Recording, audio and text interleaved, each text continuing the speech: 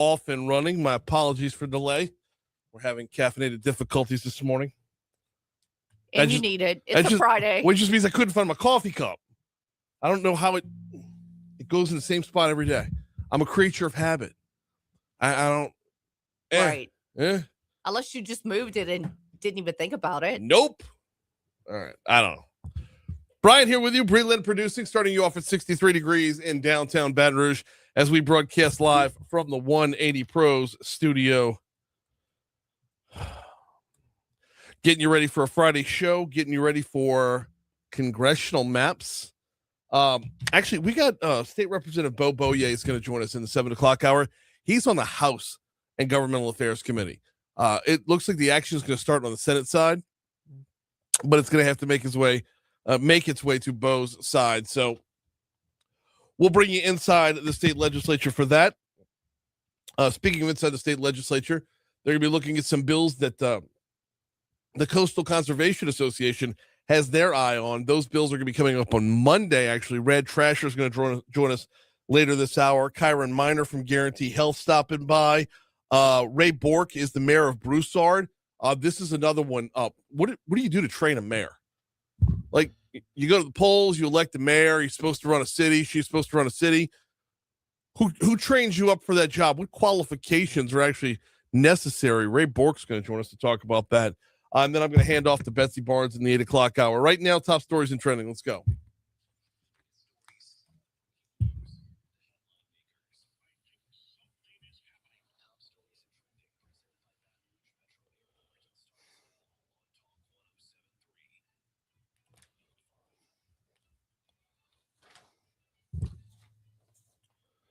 It's official. The USS Kidd will not be coming home on May 23rd as previously projected.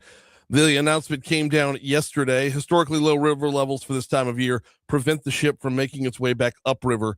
The museum remains open, and as I understand it, they've got some pretty cool stuff planned in the coming months, but it will be a bit before our kid comes back. Buckle up for the ultimate shark alligator story. Oh yeah. Take you inside the state capitol. What? Actually. Oh, recreational alligator hunting is now legal in Louisiana. With the governor's signature, Act 37 by State Senator Robert Haldane became law yesterday, which means two things. First, we as a populace have done a great job of rejuvenating the alligator population. And they weren't endangered back in the 70s and 80s, or in the 80s. They weren't endangered, but they were on their way. So we've done a great job as a populace to bring them back. And second, there will now be a hunting season to go on top of the tags that are already issued.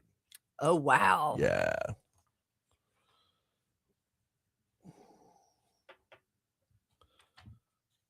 How about $1.3 billion spent in the city last year? Visit Baton Rouge tallied up 2025 tourism dollars, led by a very strong showing from the Bowling Congress.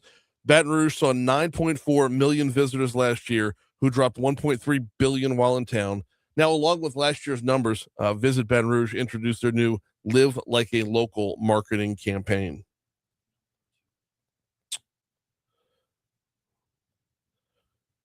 The families of 6 Louisiana law enforcement officers who died in the line of duty last year joined together at a Thursday night event for the 24th annual Louisiana Law Enforcement Officers Memorial Service to remember the fallen loved ones. Quote, with these new families coming into the memorial for the first time, they actually can be with people who actually understand where they're coming from, who've also suffered a loss and can lean on them to form bonds and can help carry them through time. That came from Matthew Potan, the executive director of the Louisiana Law Enforcement Officer Memorial. Iberville Parish Sheriff's Deputy Charles Riley, Baton Rouge Police Sergeant Caleb Eisworth were both honored last night. The East Baton Rouge School Board Committee of the Whole has voted to move forward with the second phase of the superintendent's realignment plan. Under the proposal, Park Forest and Villa Del Rey elementaries would shift to pre-K through second grade. Third through fifth graders would attend Greenbrier and La Belle Aire Elementary, and the attendance zones for all 4 schools would shift to reflect said change.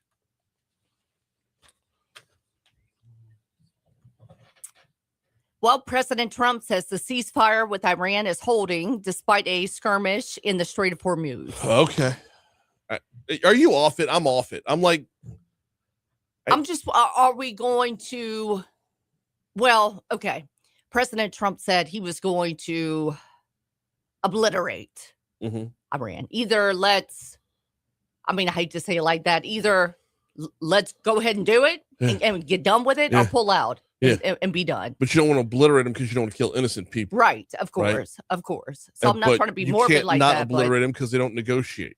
Or negotiations are moving forward, whatever. So what are we doing? We're just going to be in this holding pattern? I don't know. I started thinking about it. And I'm like, I'm really mad that I even know where the Strait of Hormuz is. Do I need to know global shipping choke points? Like, why do I know that? Why do I know that in this world? And it's just, so even though we're in the ceasefire, there's all these little smaller military clashes going on. Right. What? What? Not a ceasefire. It's a ceasefire where they keep firing. Right. 3 passengers have died and a handful of others are sick. That's the latest on the hantavirus outbreak on the cruise ship, as most media outlets are stressing that this will not spread like COVID. So all over, and probably you too, on social media, especially on TikTok, there's these guys that are saying, another pandemic, we're going to lock down. I'm telling you, I'm warning you, another pandemic. They'll disappear. These are the same people that, talk about being, they see military vehicles on the road and they're like, what's coming? Nothing's coming. They're just driving up the Barksdale. That's the same garbage. And their content will disappear. And then they'll start with new content, but the new content will get a bunch of shares, right? Which means their accounts will keep getting sticky. That's the way they roll. It's awful. I will say this, though. Every news outlet out there is doing their best to scare us while telling us to be calm. Right. When you have the breaking news, it's fine. Breaking news. This is not going to be COVID. Yeah. Yeah, right. Or like the news story I just saw where they said it's a man and his wife or whatever they got off the boat. They have the hantavirus. They live in Texas and they're home now. Oh, by the way, it's in Texas, but stay calm. Right. It's this contrarian, like the imaging doesn't match the messaging. It's the over the top noise, the over the top sound, or the dun dun dun dun. It's not gonna spread like COVID. Right. Scott Black, candidate for mayor in Los Angeles, is trending this morning because he has yard signs all over his town that say "Vote Black for Mayor." The internet noticed because he's a white guy running against 2 black guys. That's hilarious. Vote Black for Mayor. That is hilarious. You kind of have to respect that. He knew what he was doing. Well, if you look at the sign in the upper right-hand corner, it's got his name written small. He knew. So vote Scott Black for mayor. That's like Gordon McKernan type of marketing mentality. Pretty good stuff right there. Right? I like it. That's hilarious. Oh, man. Oh, we're running long. It's 6:13 to Talk 107.3 FM. Quick break. We'll come back. We'll do sports next. What? This is new. I haven't heard this one yet.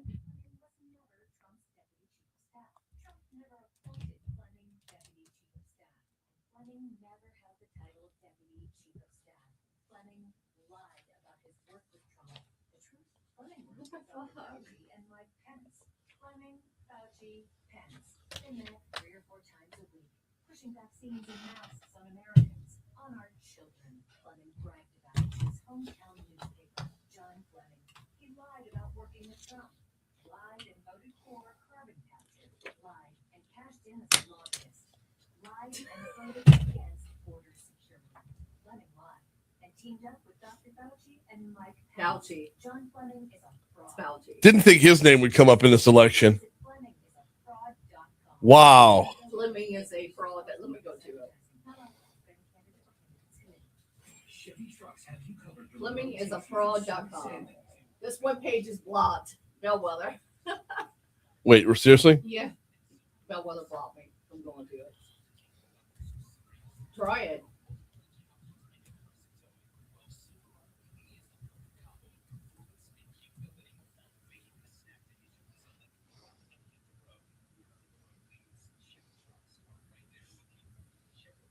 No, can't get to it either.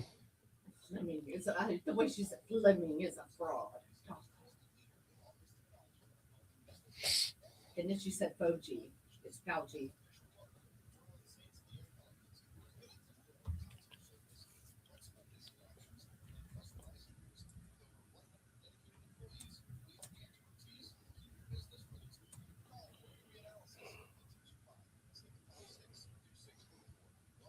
Liberal Julia Letlow.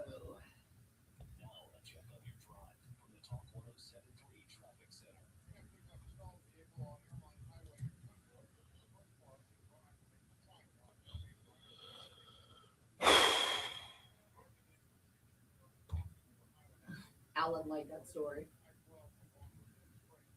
Which one? I can't with him today. Which Alan, one? running long, that's what she said. And then Alan inserts Quagmire giggling. Very nice. Oh, do you have a press list? I do of all the local. Yeah. Yes. Can you send it to Deborah Todd? I can. Thank you. Yeah. I'm sure I'm allowed to. I stole it from Brad. Well, I didn't steal it from Brad. It's a combination of my contacts plus the ones I gained while I was at the zoo. Mm-hmm. Yeah, I just forwarded you an email from her because I was trying to get it for her last night. Okay. Now I still need to clean it up. Some of that because some of the emails are inactive, like 4 of them. I know she's trying to get some stuff about the kid. So. Oh, I see what you're saying. Yeah. Okay.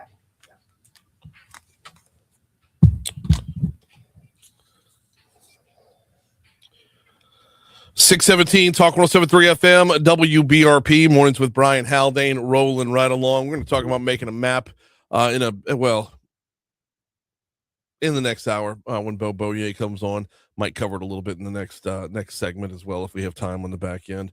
Right now, though, it is time for sports. LSU baseball on the road this weekend. 3-game set at Georgia starts tonight.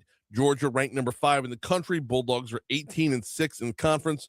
They are a likely national seed in the NCAA tournament. LSU, conversely, 9-15 in the conference, and really going to have to take 2 wins this weekend, 2 wins next weekend, and then maybe some action over in Hoover for the SEC tournament before they'll know if they make the NCAA at all. Coach Johnson says when you're looking at something like that, you've got nothing to lose. Cut 17. I think we've taken the bullets, been dragged through the mud, head stepped on, all of those things, and we're still alive. And, who's the best soldier? The best soldier is the one that's not afraid to be killed. There's literally nothing to be afraid of. So go in there, guns blazing with a lot of confidence and play. And if it's good enough, it'll be good enough. If it's not, it won't. But there's literally nothing to be afraid of at this point in time for this team. Omar Cerna's been super hot for LSU. He has had a back issue lately, though. Johnson's optimistic the freshman DH will be back in the lineup this weekend. Feel like we have a good plan to give him the best chance to be a part of it this weekend. And I know the competitor that he is, he wants to play. My faith is in he wants to play, and my faith is in our doctors and training staff. It's nothing that should hold him out forever. I just don't know until I actually know. Trust me, if he's healthy, he's playing.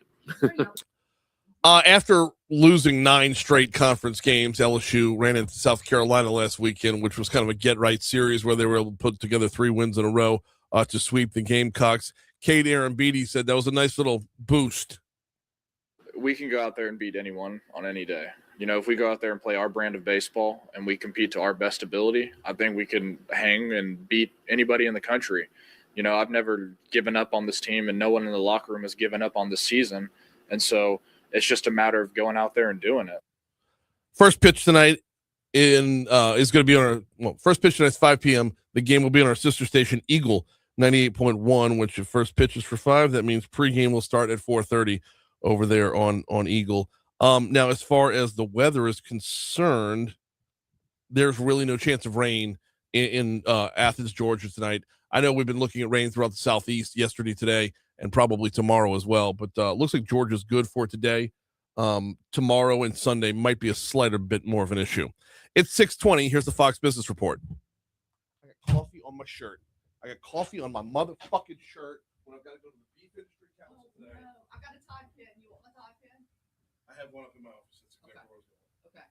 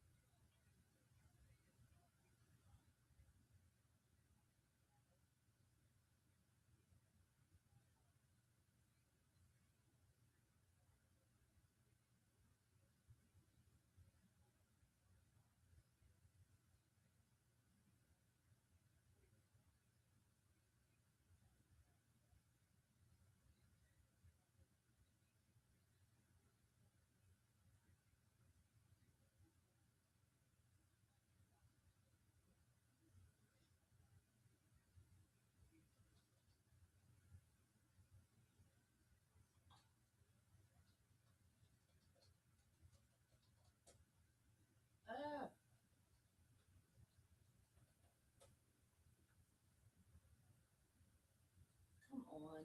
7th Street. Well,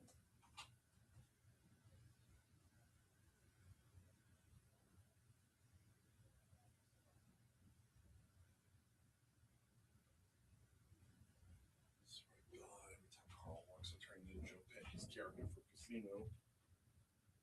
I forgot. That's where the mug went. He took it and put it somewhere. Mhm. That's what you were hinting at. Okay. Son of a bitch.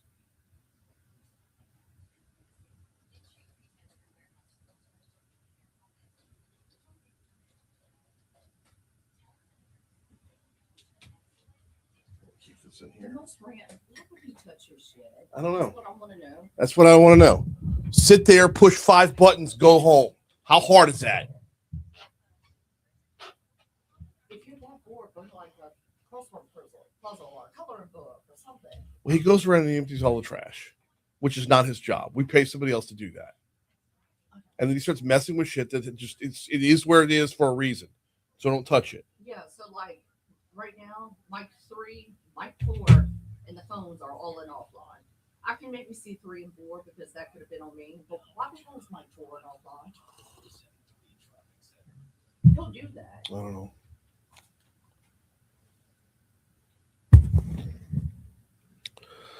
All right, let's head on back to the Talk 173 Traffic Center, see what we've got going on this morning. As is normally the case on a Friday morning, you're to find lighter volume on your interstates. I-12 westbound back by Denham Springs.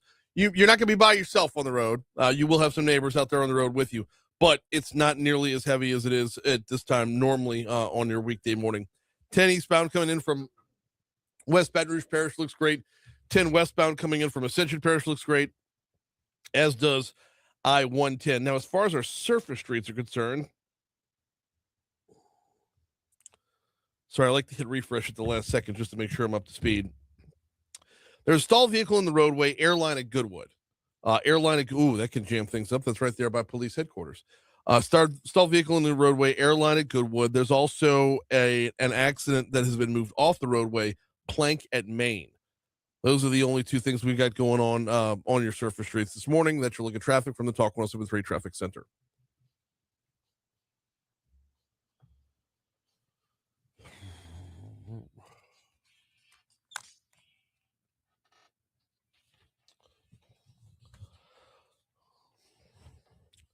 Landmark Bank, landmarkbankla.com is the website. Been a community bank since 1897.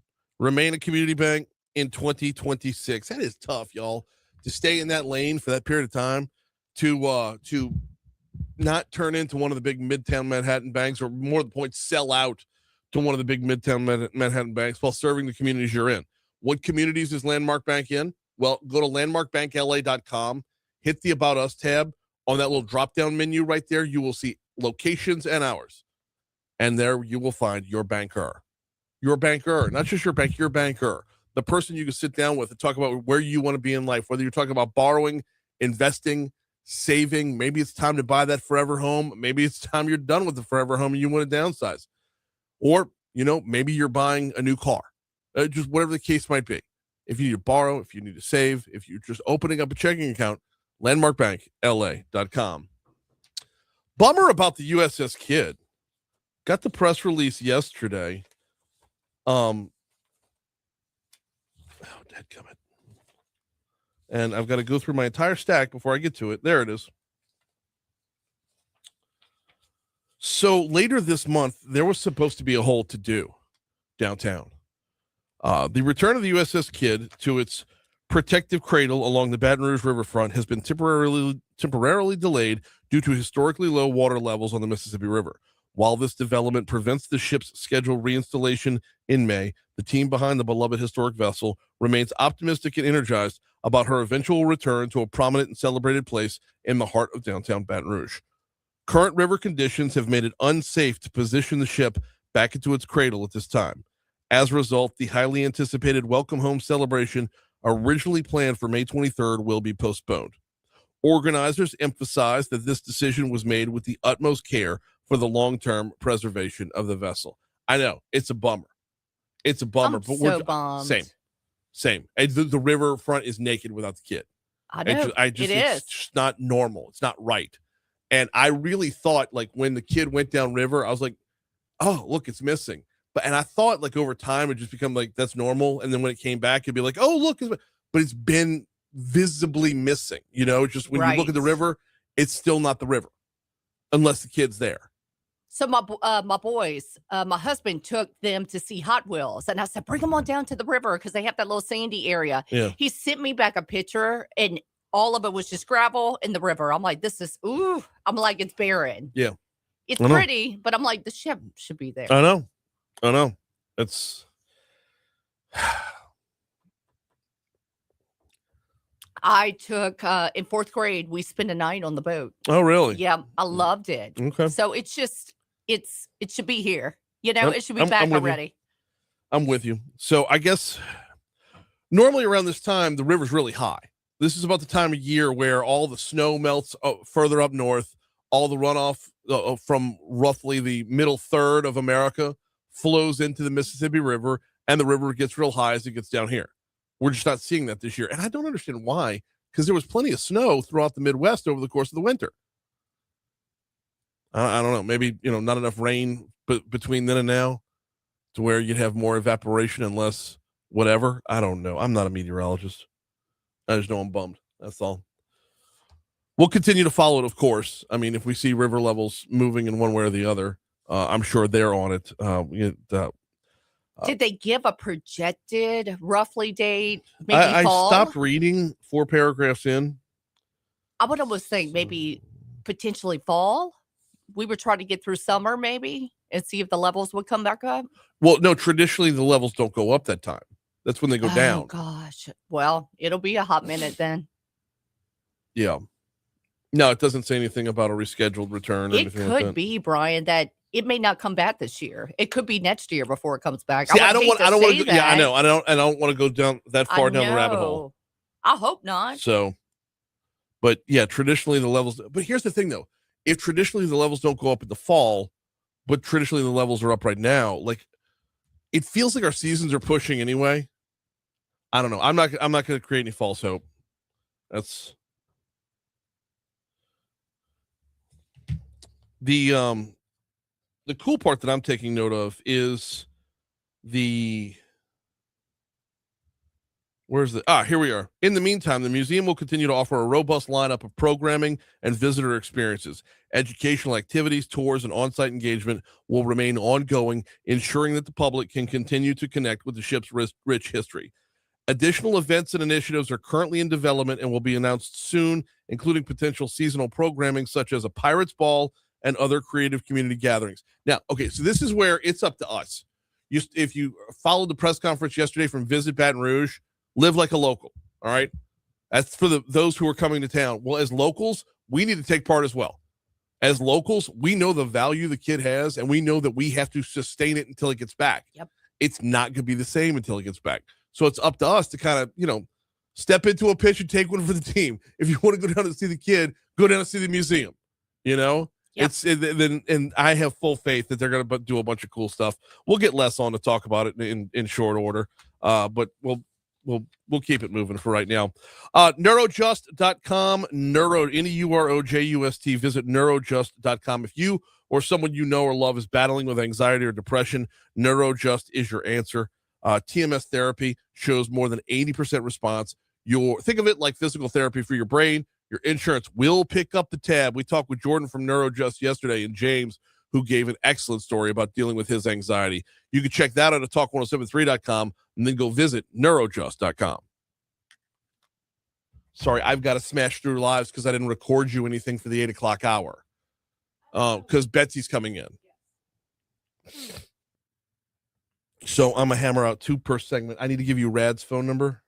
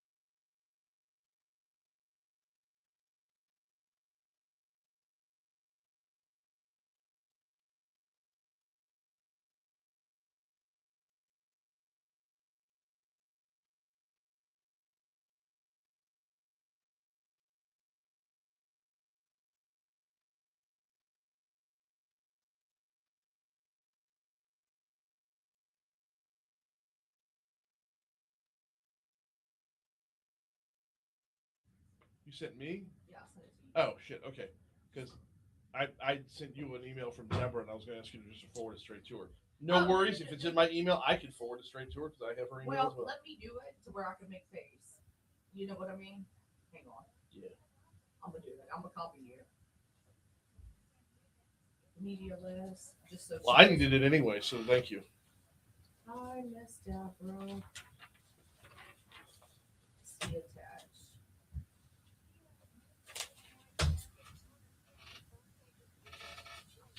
Yeah, it's a combination of my list that I've had for many years now. What I've gained when I got to the zoo, and some from Borque. So technically I stole it. Well, some of them, but who cares?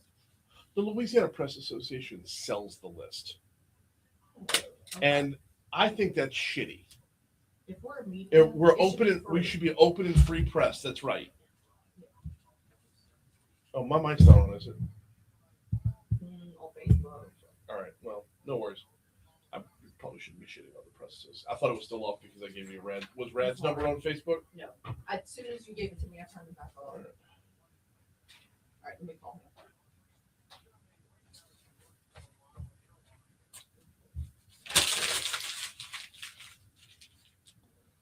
Ah, shit.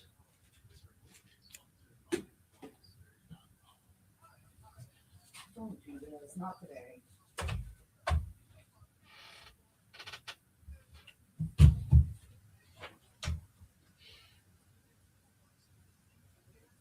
How do Tide pins work? Oh, shit. I missed one. Give it 30 minutes and I'll throw it up. Yeah, but how's the stain Hey, go away? Brad. Hey, good morning. It's Breland, Talk 1073. We're going to come to you probably in 1 minute, okay? I'll put you on hold. Okay. Yeah, give it like 30 minutes. Well, yeah. More like 10. You need to, I would keep going over it. Like in 5 more minutes, try to go over it again. I don't even see where the first two are anymore, so I can't. I don't know where they went. That's a win. I just Yeah. see the one in the middle. Well, that's the one I just did.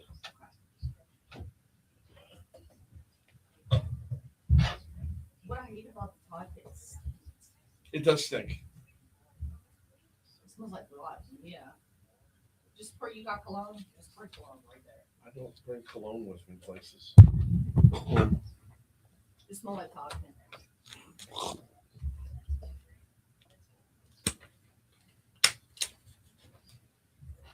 Oh, I have body spray up in my office. Forgot about that. Because it looks like it regulates. Like it's nasty. Like you smell like it.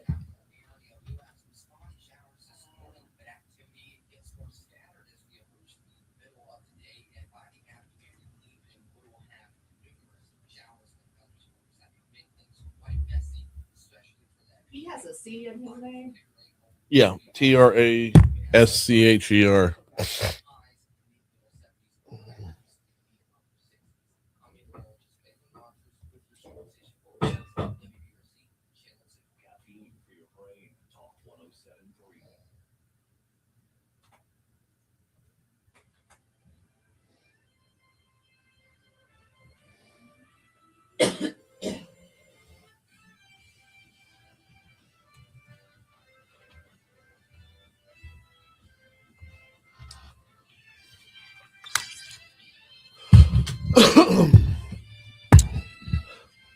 $6:35.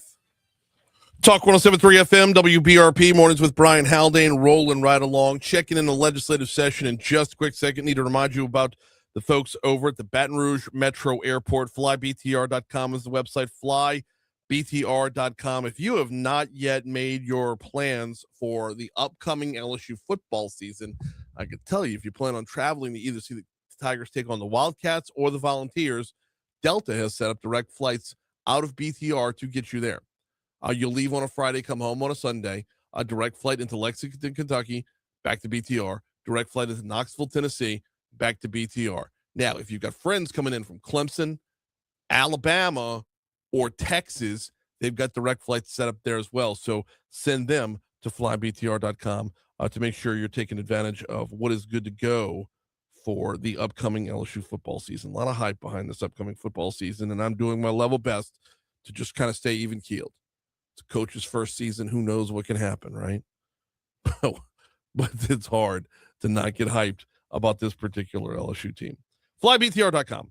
All right. Right now, though, we're going to redirect your attention back to our state capital, where coming up on Monday, there will be a handful of bills that CCA, Coastal Conservation Association, CCA Louisiana, has their eyes on. Rad Trascher joins us now. How are you, man? Good morning. Good morning. Glad to have you on. I appreciate you hopping on so early. Let's talk a little bit about what's at stake here on Monday. Well, I guess it kind of depends on how the Senate is going to handle these bills. They ran through a bunch, yesterday, and then hopefully we will see them Monday. So if they're running through under the same rule, I really expect most of them to kind of cruise through. But okay. If not, all bets are off, and who knows what's going to happen. But I think the bills that we are mainly concerned about should be in good shape. I mean, frankly, the industry really doesn't even have a bad argument for them. And so it's all about the menhaden world. We are trying to put AIS on all of their fishing vessels so everybody can know what's going on. We put strict penalties in case they cross the lines that, frankly, they drew. And the third one is all about their data. There's no way the legislature or Wildlife and Fisheries can manage the fishery if they don't know what's going on. And frankly, it's all been secretive over the last 100 years. All right, let's break this down for the layperson because I want to make sure everybody understands what we're actually talking about here. When we talk about menhaden, what is that? It is what most people refer to as the most important fish of the sea, but is what turns into either fish oil, the omega protein fatty acids, or some type of fish meal. And so it feeds aquaculture, it feeds all kinds of things around the world, but it is basically a bait fish. The kicker from our standpoint is it is like taking the most productive food source out of the water and without any caps, without any regulations. And so it harms all the other fish that are there. Plus, they kill a lot in sport fish along the way. Okay, and therein lies the problem. That's where, as your average citizen, as CCA is concerned, that's where everybody starts to really take a look at things. Because we need the fish oil on the shelves, we do, as the supplement, heart health and whatnot. And we do need bait fish for bigger fish as well. Understand both of those two things, but when you start crossing lines and taking over other pieces of the fishing world in order to just get this one product, now you're causing problems. Well, look, it's the scale of it. We've said from the very beginning, I mean, look, Brian, this fight's been going on for, I don't know, 5, 6, 7 years, whatever it's been. Mm-hmm. What is the scale is the problem. These two companies harvest more natural resources out of Louisiana state waters than every other commercial fishery combined. Mm-hmm. More than shrimp, oysters, you name it, put it all together, they dwarf that. And that's where the problem lies.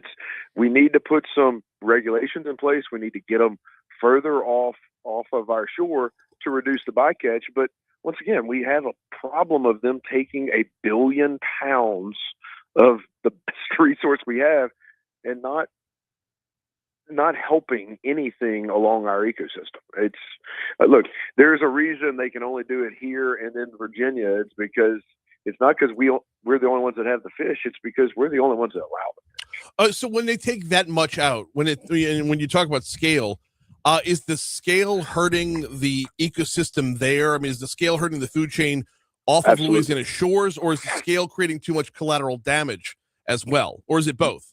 Both.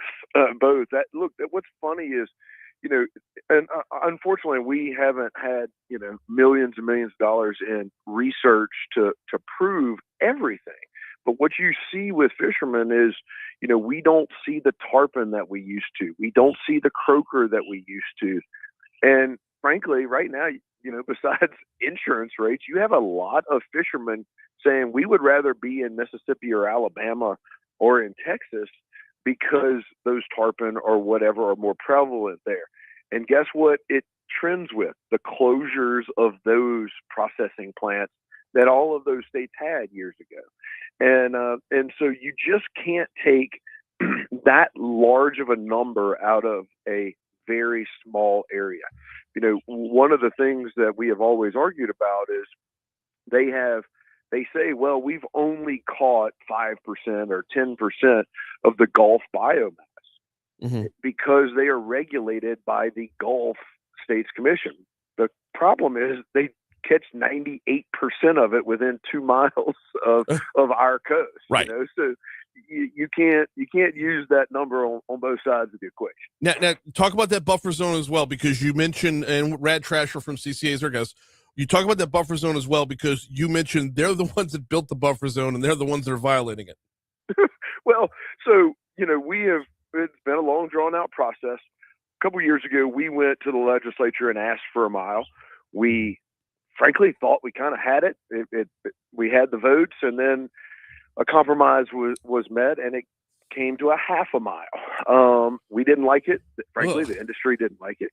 And so that's where we were. Well, back in November, the industry went to Wildlife and Fisheries Commission, not to the department itself, to the commission, and basically said, we're going broke. We need some help, and we would like to redraw the lines.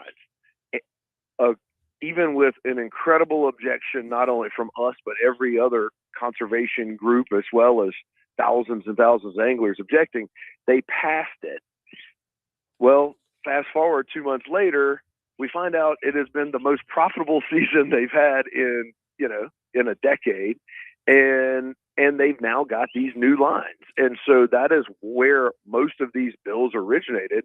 The legislature was just kind of mad because they had been lied to. They felt like they were sold a bad bill of goods, and they didn't like how it was all approached. And so guess what? Now you have 5, 6 bills, running from different angles.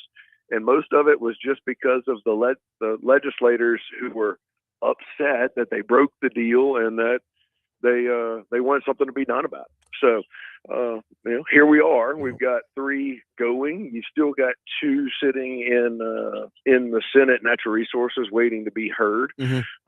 I don't, with everything going on, my guess is those 2, even if they miraculously could get through the Senate, I don't know how far they go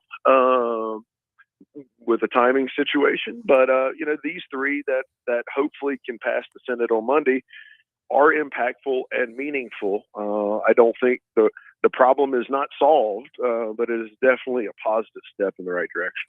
We've got exactly 1 minute left with Rad Trascher from Coastal Conservation Association of Louisiana. The 3 bills are HB 757, HB 872, and HB 886, which tells us that, yes, they've already cleared one side of the state capitol. I'm looking at between the 3. This is Representatives Cox, Zarang, and Orgeron. There should be plenty of support behind all 3.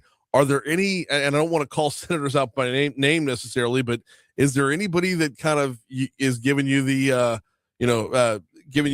inkling or inclination that they might be a roadblock here? Well, obviously, look, Senator Bob Henskins has one of the processing facilities in his backyard, who happens to be the chairman of Senate Natural Resources. Right. He has said, we're not on our team. Okay. At least on these 3 bills, he is actually carrying them for the representatives in the Senate. Well, so that's why I say I think they don't have a good argument against it. Mm-hmm. I think they are good bills that frankly can help both sides. Yeah. And so I think they will see the light of day. And so, no, there is no one that I think is coming out against it. But look, those bills passed 99 to nothing, 98 right. to, on the House. And so I think we're in good shape there. Now, right. if you wanted to talk about the other bills, well, then there's some names we could start talking about. We'll have to get to those next week because we're straight up out of time. Rad Trascher, thank you so much for a couple minutes this morning. All right. Thank you. All right. Thank you. If I could oversimplify completely, stay within the lines. Put a Life 360 on your boat so we know where you stand in the lines, and then show us what you caught. Those are what the 3 bills do. Quick break. We got Guarantee Health next. We're going to run over by 30 seconds.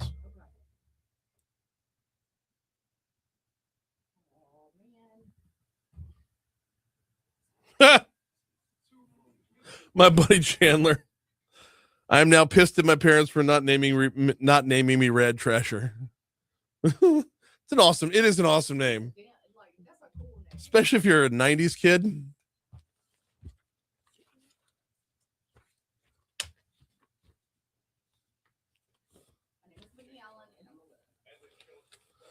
All right, I'm going to see if I have body spray in my office because I'm sitting here smelling like Tide Bed.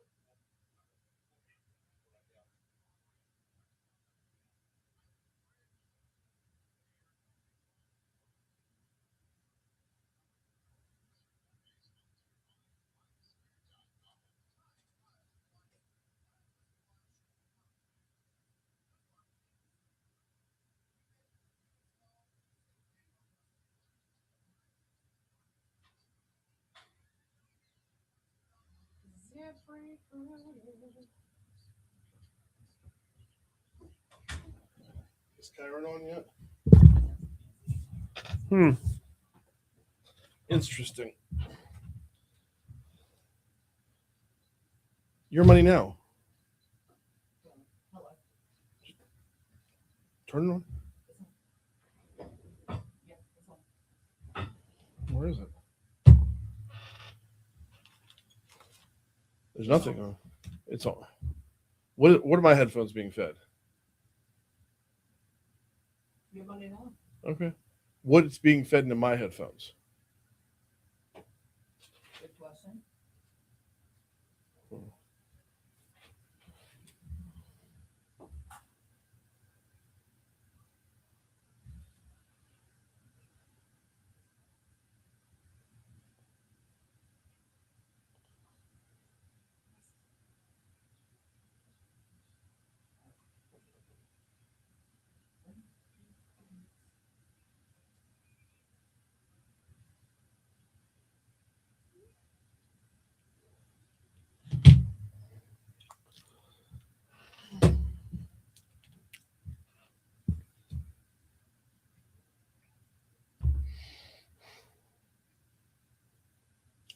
I will squeeze in a live read here if she's not here. Is she supposed to come up? Oh yeah, she's supposed to be on this morning, like right now. Oh, calling in now, she says. Okay. Oh, okay.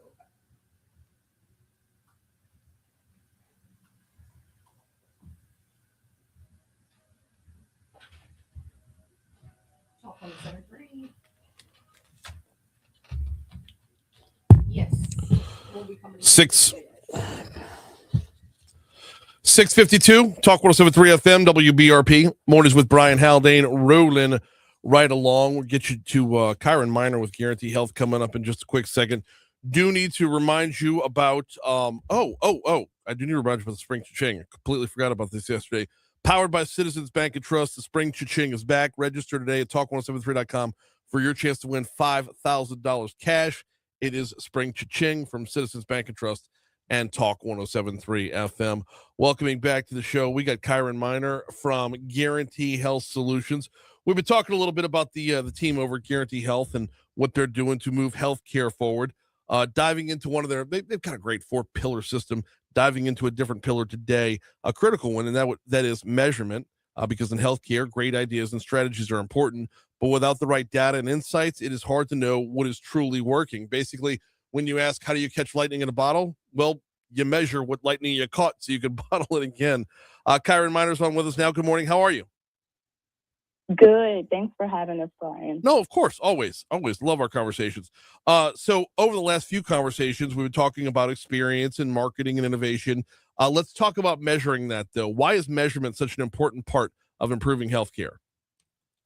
Yeah. So at Guarantee Health Solutions, we believe that what gets measured gets managed. And true transformation in healthcare just requires more than those good intentions, right? Mm-hmm. It requires that clear, actionable data that connects the patient experience to real operational outcomes. And we've seen this time and time again. So our role is to help those healthcare organizations track, analyze, and optimize the moments that matter most, which allows us to then turn that patient feedback and performance data into insights and just drive better decisions and stronger results. Now, oftentimes when people talk about data, they're just talking about an accumulation of numbers. It's a matter of what numbers is an important part of this. I mean, healthcare organizations, they've got data all over the place. What makes the Guarantee Health approach different? Yeah, you're exactly right. So there's data everywhere. In healthcare, the challenge is collecting that data and turning that information into clarity and action. So with many organizations, they receive reports, but they don't always know what to do with them. So our approach focuses on identifying those key performance indicators that truly matter, then helping those healthcare leaders translate that information into a clear roadmap, not only for their growth, but for their operational improvement. Okay, so I guess the next step, by the way, Kyron Miner from Guarantee Health Solutions, our guest. I guess the next step in explaining is it not just having data, but the tools and strategies that you use to measure the patient experience. Basically, what makes up that data? What are you using to measure patient experience and performance? Yeah, so one area that I guess two areas that we focus heavily on is reputation and review management. And in today, we've seen that your online reputation has just become almost like the modern day front door. People are looking you up online and looking at your Google reviews before they even book a visit with you or decide that they want to come to your establishment. So we help those healthcare organizations monitor and manage their reviews while also amplifying positive patient experiences and turning those satisfied patients into powerful advocates for the brand. We also build voice of the customer programs. So this captures real-time patient feedback and identifies any friction points and allows us to make improvements before any small issues can become a larger problem, which is so critical. And then our goal is to connect those dots between any operational changes and that patient loyalty. See, that's what we were looking for right there. The voice of the patient programs, that's the difference maker right there between having a transactional relationship and having an actual relationship with your patient when they are heard completely. So, I mean, this is all about understanding what they're experiencing and then not just understanding, but acting on it as well.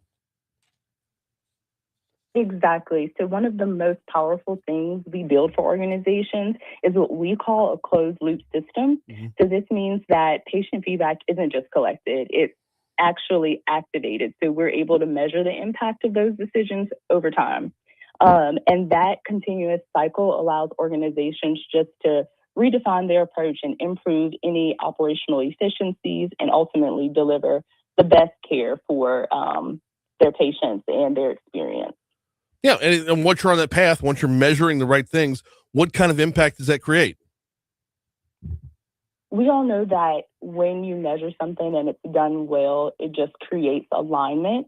And leaders are able to gain clarity to see what's working. And then not only leaders, but their teams understand what improvements are needed, and the organization can connect patient experience directly to operational performance and growth. And a lot of times we see that lacks. And it also helps healthcare organizations to move forward with that confidence because every decision is supported by the real insights that they'll be receiving. We got about a minute and a half left here. Kyron, if healthcare leaders are listening today, if they want to learn more about Guarantee Health Solutions and the work that y'all are doing, where should they go? Yeah, absolutely. They can visit guaranteehealth.com to learn more about how we're guiding healthcare forward. And they can also check us out on our social media platforms at Guarantee Health Solutions or reach out to us directly at 225-3475. She is Kyron Miner with Guarantee Health. Always appreciate the time. Always appreciate the conversation. Thank you so much. Thank you, Brian. Yep, we will talk soon. Anybody in marketing knows when you hear the term closed loop. I mean, that's the white whale, right? That's why I love the partnership with Guarantee Health. Well, actually, no. The reason I love the partnership with Guarantee Health, she talked about the voice of the customer programs. They're listening. You're listening to your patients. What do you need? What are we lacking? How can we do better? And then they act on it. Talk about relationships that I'm loving. Industry makes. Oh my goodness gracious. Storytelling like no other, y'all. When we talk about every time industry in Louisiana tries to do anything, they're protested left and right. Misinformation gets out there. Disinformation gets out there.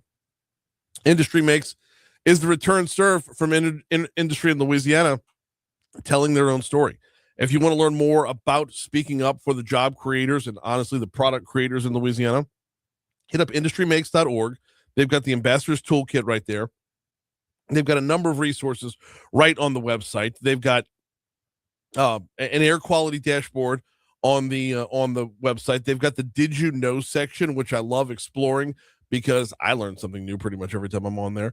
Industrymakes.org is the home base. Let others make noise. We'll make everything else over at industrymakes.org. All right, we are coming up on the top of the hour. Here comes ABC News.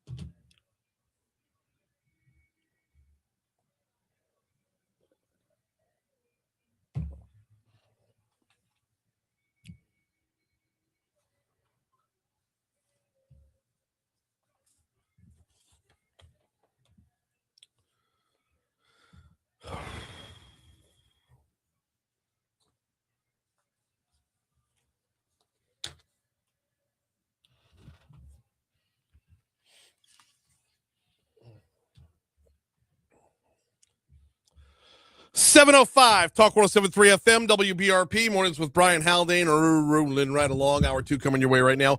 Brian here with you. Bree Lynn producing, starting you off at 64 degrees to start off your 7 o'clock hour as we broadcast live from the 180 Pros studio. 180 Pros, not your IT provider, your IT partner.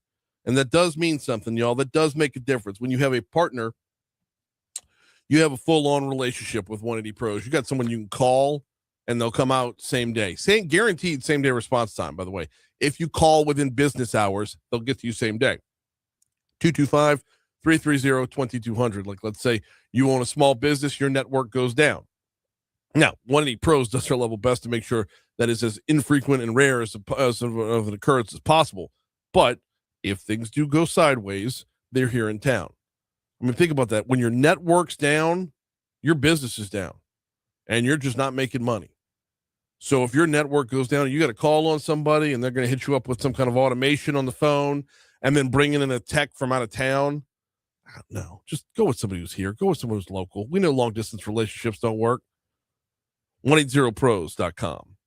All right, we're going to talk with Beau Beaullieu in about 10 minutes. We're going to talk with Ray Borque. No, not the NHL legend, the mayor of Broussard, in about half an hour. Right now, though, we bring you top stories and trending.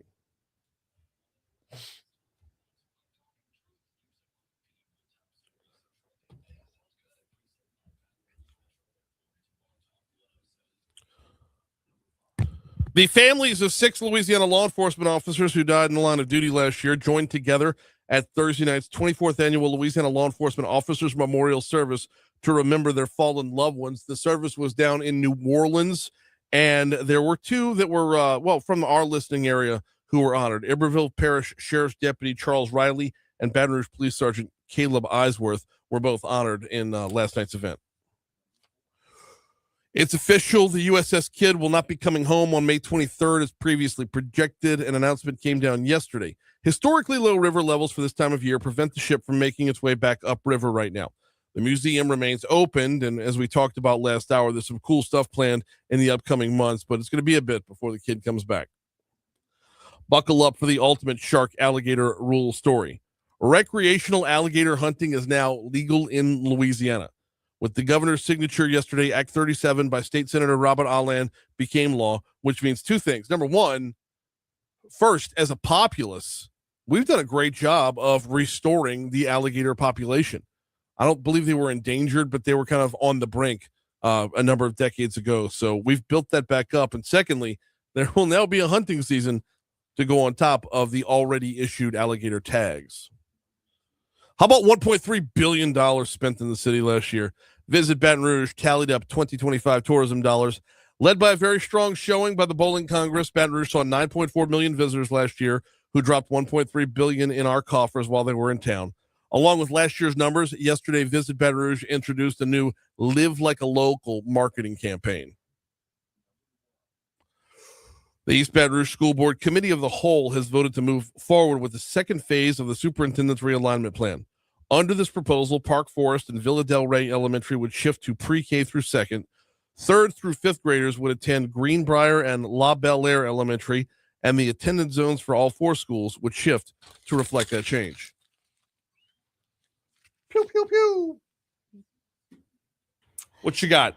President Trump says the ceasefire with Iran is holding despite a skirmish in the Strait of Hormuz. So what do we do? I'm just off it. I'm just done. Right. Like, this will be over in 3 to 4 weeks. It'll be over in 6 to 8 weeks. Yep. Negotiations are coming along. We have a ceasefire where people shoot at each other. We're gonna send JD Vance over there. Did we send I know we sent Marco Rubio. Yeah. Because that's kind of his job. Although, isn't everything his job these days? Yeah. Have you seen those memes? Yep. Oh my goodness gracious, they're hilarious. Gosh, I'm over it. But yeah, I'm At over it. this Like point, I realized yesterday, I don't know why I know where the Strait of Hormuz is. There's nothing like Right. I barely remember what I had for dinner last night. But you know where the Strait of Hormuz is. I know where the Strait of Hormuz is. Yeah. I know global shipping choke points. But I can tell you this. I know Strait of Hormuz, and I know I'm going to be paying $5 a gallon for gas. well, that's come also July. true. I mean, yeah, there are repercussions, and we see the repercussions. Yeah. But we can't do a dadgum thing about them. I know. So, I don't know. Off it. 3 passengers have died and a handful of others are sick. That's the latest on the hantavirus outbreak on the cruise ship, as most media outlets are stressing this will not spread like COVID. So everything I'm seeing on TikTok, we're going to lock down again. That's not going to happen. All right. Now, look up here. Let's reroute your TikTok algorithm. You ready? Yep. Otters as pets. Just look that up. Then that's all that's going to come up. That's how they sound. They go, they're the cutest things on the planet. I'm somehow an otter. My TikTok right now is between otters as pets, the human jukebox at Southern University. Really? Yes, Which, it's awesome. That's amazing. Yeah, I know. And what's the third one I've got going? Oh, like trivia quizzes, like only 1 out of every 1,000 Americans can answer these, and they're like super easy questions. Yeah, mine's morbid. We're going to lock down right now because another pandemic's coming. Mhm. The economy is going to crash, and that Spencer Pratt is going to win Los Angeles mayor because that's been big. Spencer Pratt's running for mayor of Los Angeles. Yes, he was from the Hills on MTV, but yes, he's going against Karen Bass in LA. Who's Karen Bass? She's the current mayor of LA, Okay. and apparently she caused the the Palisades Why fires. should we possibly know who the mayor of Los Angeles you. is in Louisiana? We should Thank know you. who our mayor is. Right. That's it. Maybe the mayor of New Orleans. I know who the mayor of Broussard is because he's coming on the show in half an hour. Oh, So- yeah. Well, speaking of politics and people we should know, this one's pretty funny. Scott Black, okay? Oh, yeah. Scott Black, candidate for mayor in Los Angeles, is No, trending not this Los morning. Angeles. I'm sorry. Scott Black, candidate for mayor in Las There Vegas, you go. is trending this morning because he has yard signs up all over town that say, vote Black for mayor. The internet noticed because he's a white guy running against 2 black guys. I love this. His last name is Black. And what about the sign So- again? It's like, vote It says, if you read the sign from a distance, you see vote Black for mayor. vote But if Black you're a for little mayor. bit closer up to the sign, you can see the upper right-hand corner. It says Scott. So the sign actually says vote Scott Black for mayor. Genius. I know. This is genius. I know. And he's probably getting ripped a new one, but I'm he's sure loving he it. is. Well, what's that line? It's like any publicity is good publicity. Good for him. Mm-hmm. Yeah. Good for him. Yeah. Oh, love it. We're at 712 at Talk 107.3 FM, WBRP. Beau Beaullieu is coming up in just a little bit. Before we take our break, though, just let's talk a little bit about ExxonMobil. Generations of Louisianans have built careers at ExxonMobil. They've been in our backyard for forever, right? Industry-leading commitment to safety and a global reputation for sustainability. At ExxonMobil, they believe that if you're going to operate in a place, you do it right, and you do it right every day. Today, ExxonMobil is putting that experience to work in new ways. This means we're talking about carbon capture, y'all, and storage for that matter. ExxonMobil is helping reduce emissions while keeping Louisiana's industry strong, supporting the jobs and suppliers that communities across the state depend on. This is the kind of work that Louisiana's always done. They've always done the work and then pairing it with new technology, investment, and a vision for the future. If you want to learn more about where we're headed on this front, visit aboutlaccs.com, aboutlaccs.com. Quick break. We take you back inside the session next.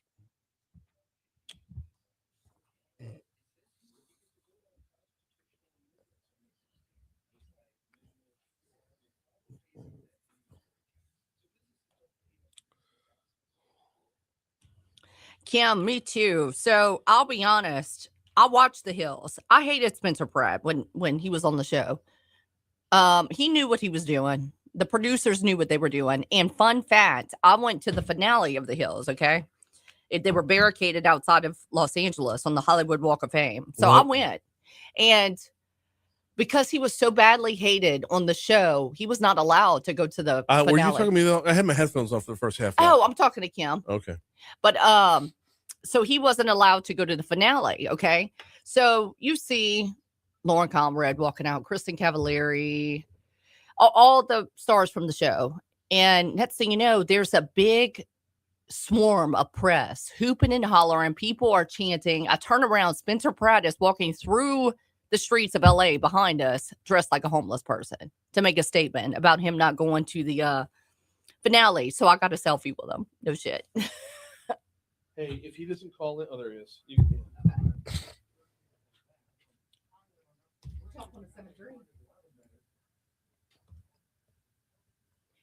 Yes, sir. We'll be coming to you in 2 minutes, okay?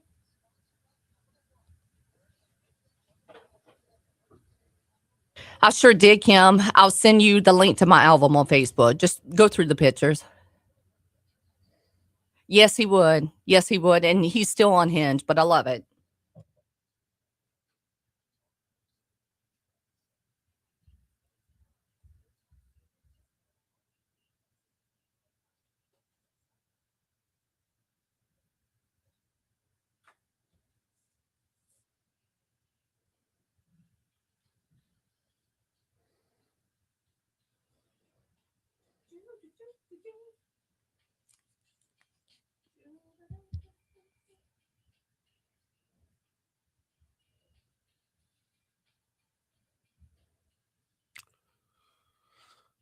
$7:15 Talk 107.3 FM WBRP mornings with Brian Haldane, rolling right along, broadcasting live from downtown Baton Rouge. You know what else is downtown in Baton Rouge? State Capitol. You know what else is downtown in Baton Rouge? Matherns. You know where to find them. Corner of 3rd and Main. Well, that's the front of the building. The back of the building is where you're going to find the parking lot. But corner of 3rd and Main is where you're going to find Matherns downtown, offering up new specials every single week. If you don't have the Matherns Rewards app, you need to go ahead and get it, because that's where you're going to find the specials. For example, this week, as I'm pulling it up right now, this week, one of the specials is loading. There we go. Baby back pork ribs, 99 cents a pound. Baby back pork ribs are 99 cents a pound. They've still got the 21 to 30 count Big Easy shrimp for $4.99, and then a stack of other coupons that are right there in the app that go along with it. And when you use the app, you earn cash towards more groceries every time you shop at Matherns. And it's good at all 3 locations in Baton Rouge. Yes, they're downtown. They're also in the Nicholson Gateway Shopping Center, directly across from Tiger Stadium, and back in their OG location, Highland Road, just west of Kenilworth. All right, let's take you inside the state capitol. State Representative Beau Beaulieu is on with us right now. How are you, sir? Good morning. Thank you for having me this morning. I'm wonderful. No, glad to have you on. It has been it's been a bit of a different session because there's like a lot of movement, but not a whole lot of I don't want to say not a whole lot of, smoke, but it's been a fast moving session. It has. I forgot how many bills we filed, but it's well over 1,000 bills that were filed this year, and we're moving through them really quickly. Yeah. Obviously we have some budget items that are going to be. We got REC meeting this afternoon, so we'll know what revenue looks like this afternoon, what we can expect from a budgeting standpoint. So that's the money side of it's been an underlying thing that's been around that we still have a lot of questions on, especially with the constitutional amendments that are on the ballot right now. So if those amendments 3 and 4 fail on the ballot, which I'm hoping they don't, I'm hoping everyone gets out there and supports them. We're going to have to do some restructuring budget-wise, and it's going to cause a bit of a mess as we come towards this late session that we have, and on top of the redistricting items that have been put in front of us over the last couple of weeks. So it's going to be interesting to see how the end of the session winds down. But I think it's going to wind up. I think it's going to wind up before it winds down. I completely agree, especially when you talk about congressional maps, and you're on House and Governmental Affairs, so that'll be in your lap in short enough order. But let's stick with that budget that you mentioned right there. The inventory tax that can go away with amendment, if folks vote yes for Amendment 4, that opens the door to eliminate the inventory tax parish by parish. How does that affect the state budget? Because my understanding was this would affect local budgets more than the state. Yeah, no, that's right. That is correct. So Okay. we have an inventory tax credit that the state has been given, and the state funds that. So actually, your local municipalities are going to be the ones that get hit the hardest, Right. If that happens, because this tax credit's going away, and they're going to be the ones scrambling for revenue. So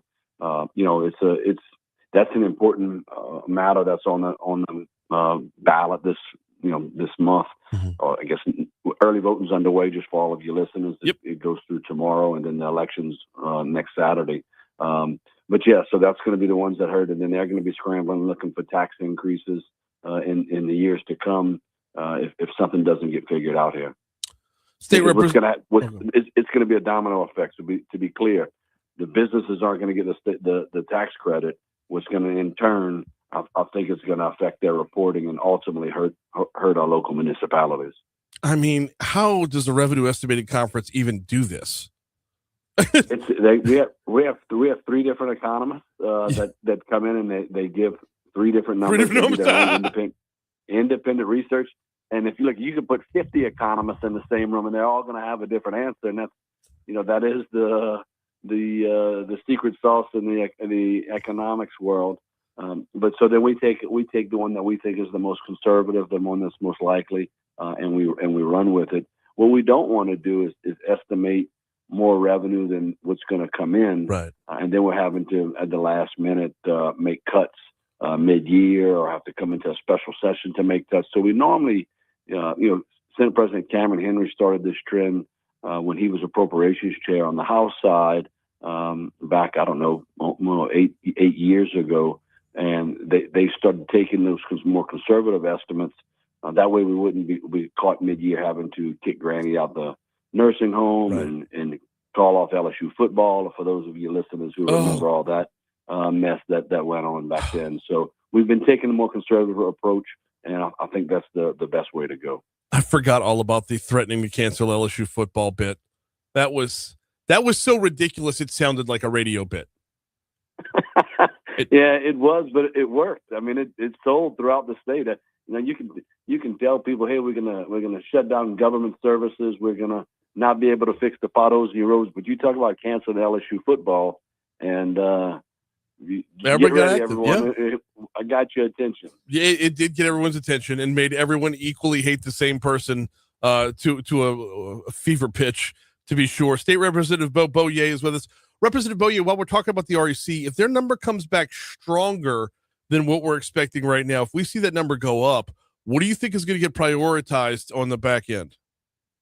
Infrastructure. I mean, right now, I mean, all of our focus is on infrastructure. Anytime we have extra money, we're trying to fill potholes, put more asphalt on the grounds. We still have a backlog of bridges throughout the state, a backlog of sewer and water projects. And I know that's not sexy, and I mean, you want something fancier, but let your water system go out, let your sewer system go out, and the only difference between us and a third world country is that we have dependable sewer and water. I mean, that's a big difference between the civilized world and one that's not. Yeah. I mean, Mississippi, just our neighboring state, one of their big systems went out in the last couple of years. One of their big water systems, they had to truck water in. We don't want that happening anywhere. And so any kind of time we have extra dollars, we want to spend it on one-time expenses. So that way we're not increasing our budget each year. We're not increasing state spending. Matter of fact, I have a bill on the House floor this week to help rein in that spending and to set a spending limit, a reoccurring spending limit that the state can use as a guidepost, and it limits the amount of reoccurring expenses in state government. We're hoping that passes the House floor on Monday, because that'll set the stage for future imbalances in our state's government, and also help us to ultimately get down to personal income tax in the state of Louisiana. Which I wasn't surprised to see that kind of take a backseat for this particular session, and let it come back next session, so we get a full year's worth of data to see how we did with reducing it down to where we got it. So since you mentioned it, do you expect that to be back in full force next year with reducing the income tax again? Yeah, I do. So, I mean, again, if this bill that I'm working on passes, we've got to, if we're going to reduce the income tax, we really have to have a good focus on what our spending looks like. Right. We don't want to arbitrarily just go and decrease our income tax rates if we don't have a tight grip on our spending. Mm-hmm. Because what's going to happen is if we reduce rates and don't have a tight grip on our spending, ultimately we're going to have to come back and increase taxes, and nobody wants to do that.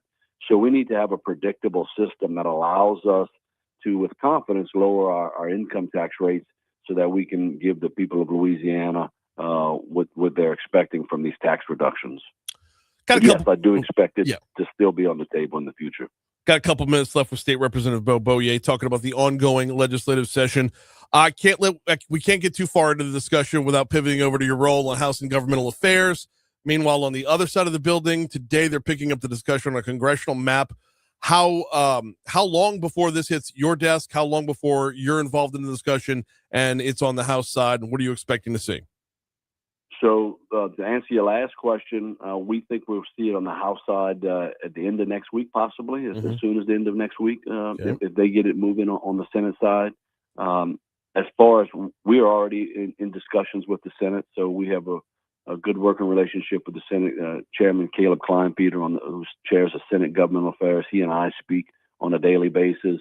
I know our Speaker of the House, Philip de Villiers, and Senate President Cameron Henry are speaking on a daily basis. So we're trying to work through this as a team.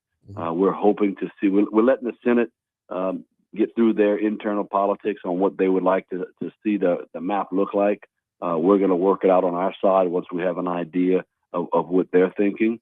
But I think today we're going to see a couple of maps get introduced in the Senate Governmental Affairs. I think we're going to see testimony. We have public testimony as well. We'll get an idea of where the people of the state of Louisiana sit with regards to those maps that are introduced, and then we'll put some final touches on it in the next couple of weeks and get it rolling. But we have a timeline. Unless we're going to go into a special session, we have to have these bills finished by the beginning of June when we sine die in the legislature. So we got to get things rolling. But we want to get input from the public, and that's what's going to start happening. That's what's going to happen today in Senate Governmental Affairs. Is there a favorite this early on, or am I premature in asking that question? As far as what the new map will look like, I think it's an all of the above approach at this point. We're trying to see what works with different members. Remember, this is a political process as much as anything. And in the middle of all of it, we have Speaker Mike Johnson and Congressman Steve Scalise with some really important roles in Congress. So we need to make sure we protect those seats. And so that's a big underlying push in this whole thing, is to make sure it doesn't just affect the state of Louisiana, but it's a national impact as well. So we want to make sure those two guys have a good shot with their incumbency. We want to protect them, and then we'll build it out from there. But I don't know that there's a favorite at this point. If there is, I haven't been given one. Depending on where you live in the state, you might have your favorite, where you want your parish to, what district you want your parish to end up in. But I don't think it's all come together just yet. I think that process starts today. Okay. Well, because there's a lot of people talking, and then they just, when people talk, they make it sound like a done deal. It's definitely not a. I can be very clear. It's definitely not a done deal. Yeah. No, 100. I'm with you 100%. I like getting actual information out there. Sometimes the actual information is we don't know yet. And that is the case. I mean, you got a couple of bills that have been filed that are guideposts. If you look at Senator Morris's bills, he's got 3 of them. But, Senate, I actually have one of those up in front of me right now. Oh. Yeah, and Senator Ed Price has one as well. That's the 4 Senate bills that are going to be under consideration that they're going to be talking about today. I don't know if they introduce on all 4 of them or how they're going to handle it. But those are the 4 that are getting the attention at this point. What is the likelihood that more than one of those, because each bill is its own map, what's the likelihood that the Senate passes more than one so you end up with multiples in your lap? I mean, that's a possibility. I would hope they could come together as a Senate and send us one map. That way we can kind of have a good idea of where the Senate's head is when the bill leaves. Remember, the bills any of these maps can be amended. Right. So if at the end of the day they send us one map and we need it to look like people have a change of heart. We can simply amend it to have it look like another map that's out there.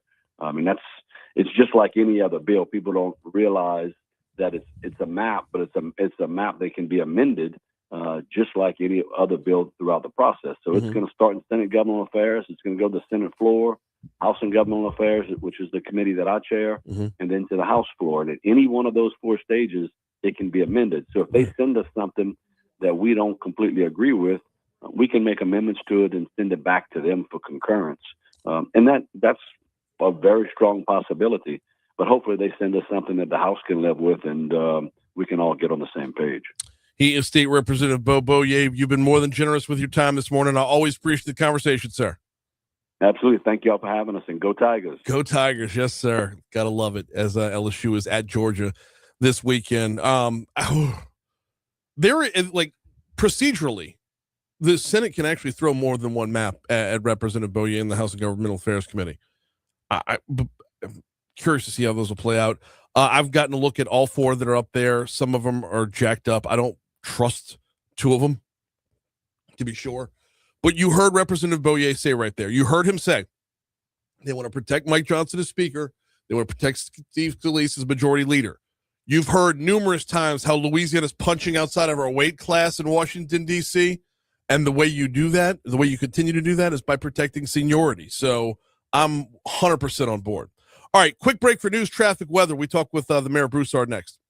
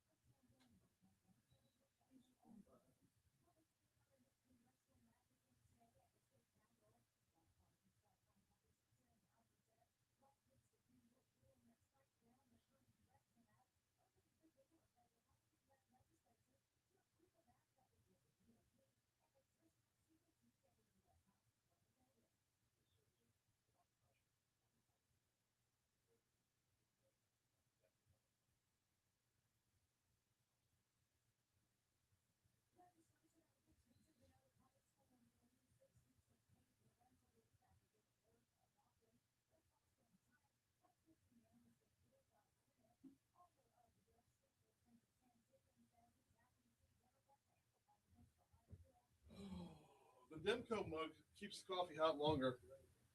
I know. It does But- still taste like metallic. Yeah, it does. The taste is horrible, but it stays hot longer. I think- But it stays too hot for too long, too. I guess that's a good problem to have. I guess. The problem I'd like to have is I'd like to be able to choose which one I'm using. But that doesn't Use happen. your, when people... did you get a guarantee 100 mug? Use that. Mhm. For you coffee. Oh, I brought that home. That belongs to the wife. No, I got that. I'm like, I ain't giving that to Scott. I'm like, that's fine. Because that's what I use. And I find it stays so hot. Yeah. Ooh,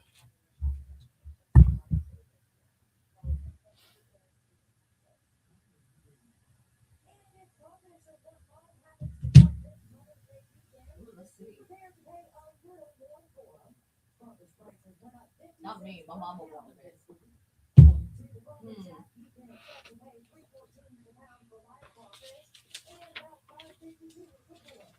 That's not bad. Okay. What's the normal? I don't eat it. So. By this time of year? Yeah. By this time of year, they should be down to about $2.50 for live. Oh, so that's a little higher than Yeah. normal. Okay.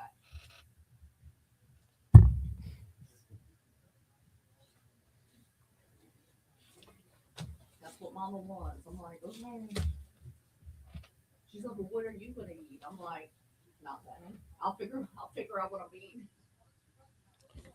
Well, I'll be on the road. I don't know what to do about Mother's Day this year because I'm gonna be in Jackson, Mississippi on my way back home. I know. Well, we got an AAU tournament, and Christy has to stay here for. She's producing the television broadcast of Our Lady of Mercy's Mass. Oh. The 10:30 Mass is on WBRZ Plus, so that has to be produced, and she picked up that extra gig. If y'all are free to follow her, make it up to her. Huh? Well, I'll figure out something for when we get back in town. Yeah. I have some ideas. I need to know who's open because if we can do crawfish, we'll do crawfish. But Yeah, go out to eat somewhere. Yeah. well, my mom wanted to do that because she's coming in this week, and she's like, "Why don't we do it at the house?" I'm like, "No, we're gonna go somewhere. I don't want that mess in my house." I'm thinking, what am I drawing a blank? Highland Road, Sammy's. Do they have good crawfish? some of the best around.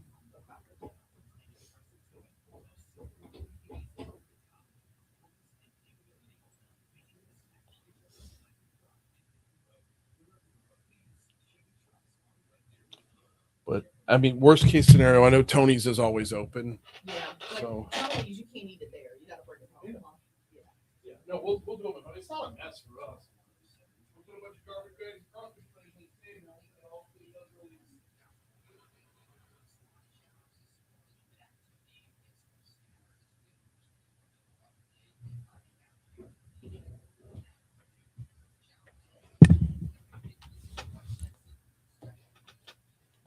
This is 3 straight years now. It's rained the day I need to go see the beef people. So yeah. Yep. I was texting Jay. He's like, it's really not looking good for line number 5. He's like, announcing. I figured.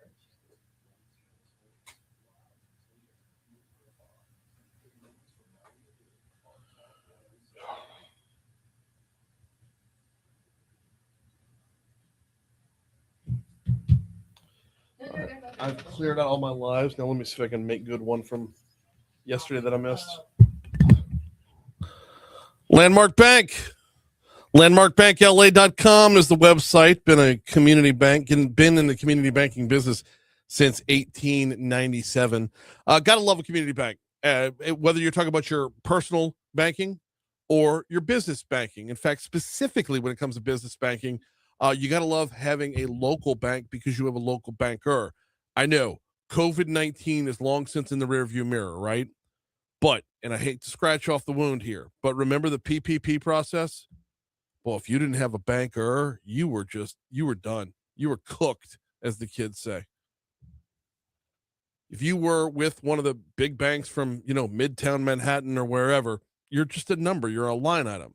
But when you had a banker, you had someone going to bat for you, working around the clock to make sure your business was maintained and up and running the entire time via the whole PPP loan process. So, you already know. I mean, if you're in that boat, you already know, and you don't need me to tell you. But if you're not, give LandmarkBankLA.com a look. LandmarkBankLA.com. Hit the About Us tab, find the communities that they're in, because that makes a big difference. You want a community bank in your community. LandmarkBankLA.com. Speaking of local communities, it is time for us to check in over in Broussard, where Mayor Ray Borque is on the hotline for us. How are you, sir? Good morning. Doing well. How are you? I'm doing very well as well. Let's dig in. We had you on before the legislative session started, and there's a bill that's moving forward. And at last check, it was moving forward, and you might have more information on it than I do. But the hope here is to train local or give local mayors some kind of basis of training to make them better at their job. That's correct. And the bill is going well. House Bill 431 is our municipal training bill. So we appeared in front of the sitting committee yesterday, and we got a unanimous vote to move forward. It's already been through the House, and I'm proud to say we got a unanimous vote to get through the House. So we are well on our way. Very good to hear on that end. So let's break down a little bit, go back to the beginning of the conversation of what House Bill 431 is and what it does. So the bill creates 16 hours minimum of mandated training for every mayor in the state, which we think is very important. There will be an orientation the first year that a mayor takes office, and then thereafter there will be annual training of 16 hours minimum as long as the mayor remains in his seat. And we're talking about fundamental basic training that will benefit every mayor and every municipality throughout the state. Like what? Well, just a handful of the topics that we're targeting are very basic. Municipal law, the roles of a mayor and the council, lots on budgeting, finance, and audits, but also to include ethics and conflicts of interest, human resources, open meeting law, public record law, public safety, parliamentary procedure, things of that nature to help a mayor just operate day to day and not step in the mud, so to speak, and make sure they understand the procedural things that they must do to run a successful municipality. Broussard's Mayor Ray Borque is on the hotline with us, talking about HB 431, which, by the way, is by Representative Josh Carlson, who's been very active this session, very active on the show this session, because he's got a lot going on. Mayor Borque, when you listed out those different items that would be underneath that training, that's quite the list, man. I mean, does 16 hours get it done? Well, I think it gives us a basis to work from. That is the minimum. Right. And the hope here is that there will be a kind of an a la carte that a mayor can choose to make sure he's taking sessions or she is taking sessions on the things she thinks is most important. So, you know, if we offer training year after year that never changes, of course, it's going to get dry and stale. So we want to make sure we're touching on topics like economic development that might be more important to one municipality this year than another. But also those fundamentals always have to be there to make sure that we can get just those skills, the skill sets of availability for those mayors to make sure that they understand what public meeting law is and running a proper council meeting. But also, if you run a water system, we want you to take the water system management classes that are available through the Louisiana Rural Water Association. That helps us all across the state. We were actually just talking about water systems with Representative Beau Beaullieu in the last segment. And this is not the first time this week that water systems have come up. I have to wonder, is there we've seen grades on water systems around the state, and we have a lot of grades that aren't very good right now. We talked with the mayor of Killian earlier in the week, as they had a planned shutdown for some improvements. But is that something that regularly gets overlooked by individual cities? Well, water systems can be very difficult. And as you look across the state, there are some cities or municipalities that they drill down and will take water from the Chico Aquifer. There's other cities that have to do surface water treatment. So it's a complex situation for many municipalities. There's a lot of chemistry involved. There's a lot of expertise to be involved in this. And you can imagine a new mayor coming into office that really doesn't have any experience in it. Where do they start? Having these fundamental basic skill sets and being in a class that teaches you how to manage a water system, very important just from the starting point. But it is a topic that comes up year after year, struggling water systems. And the last thing anybody wants is it to fail, because what happens then, the state has to come in and take over that water system for a municipality. We need to be successful at home in our municipalities. And that's what this is about. Providing resources, information, and sessions to the administrative heads of every municipality to make sure that they can bring that home and be successful at home. Ray Borque's on with us. He is the mayor of Broussard. We're talking about HB 431 that's in the state legislature right now, which would basically build out a roadmap or a game plan for mayors around the state to get some training on being mayor. Mayor Borque, one of the things that I noticed along the way within your list and within the bill itself, I didn't see anything for emergency preparedness in there. Is there a reason that was not part of it? It is on our list. Oh, okay. It is. Good. And there are some very good resources that the state is already providing. One point I'd like to clarify is these sessions already exist by many organizations, that state organizations, national organizations, and we're going to be the connector of the mayor to sessions that already exist, and then we'll create sessions that we think are important that don't exist today. But we have to make sure that these mayors can find these sessions, find the information they want. And right now, there's really no clearinghouse where they can go to and say, I want to learn more about emergency preparedness. How do I get there? This will be a tool for them to look up easily on a website and say, here are those sessions. I want to plug myself into them. What got this ball rolling? Was there, I mean, I don't want to like call out, like, was there some loser mayor that wasn't doing anything, but like, what got this ball rolling that put everybody in the LMA on the same path? Well, I can say this. I mean, we're a very active group. We're celebrating our 100th year currently. Mm-hmm. And our membership is made up of every municipality in this state. So we have a lot of conversations about helping each other, providing sessions through the LMA. We do a couple of conventions a year. But when you really look at the statistical information, 80% of the municipalities in Louisiana are below 5,000 in population. 42% of them are below 1,000 in population. So you can imagine the struggle of these small towns that are dealing with some pretty big problems sometimes. Right. About 20 of those municipalities are currently fiscally distressed, and 2 of them are on the under state fiscal administration right now. And that information comes from the Louisiana Legislative Auditor's Office. Our mission at the LMA is to help those municipalities be successful. Mm-hmm. So in discussing that problem and looking for solutions, we thought this was the best thing we could put forward to make sure that we have lasting change. I was listening to you talk with Representative Beau Beaullieu, who's one of my representatives and doing a fine job. Mm-hmm. Louisiana punching above its weight class. I agree with that. Yeah. What can municipalities do to help?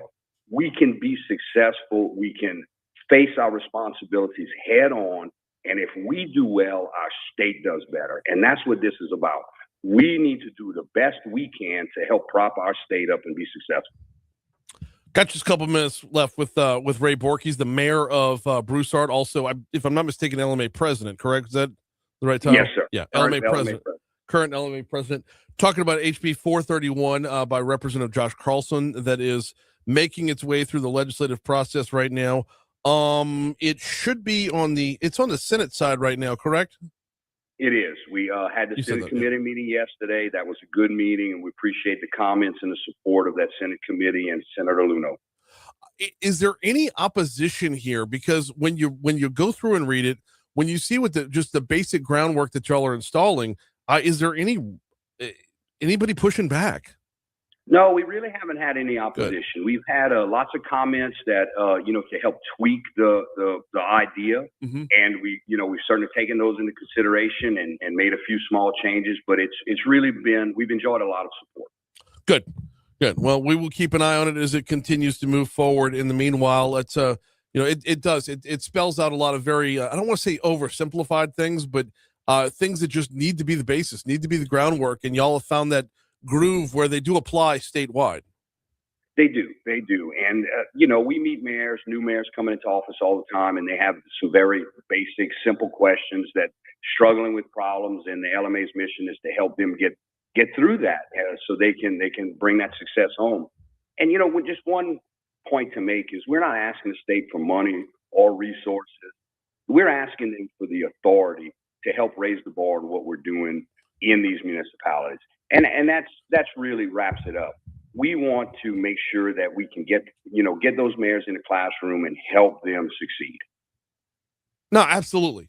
Because greater autonomy on a local level means less reliance on the state level. That's right. And I mean, it helps all of us when our municipalities are doing well. Because, as a mayor, I can say when the other cities around me are doing well, that absolutely has a positive impact on my city.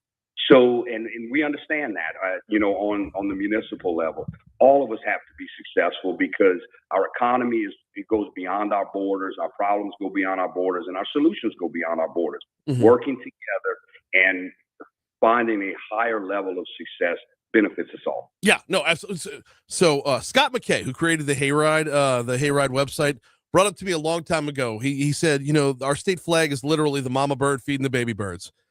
Something like this, the baby birds might know how to eat on their own. Well, that's right. That's right. It's we're willing to pool our time and our resources to help each other. That helps our state all around. Helps all of us.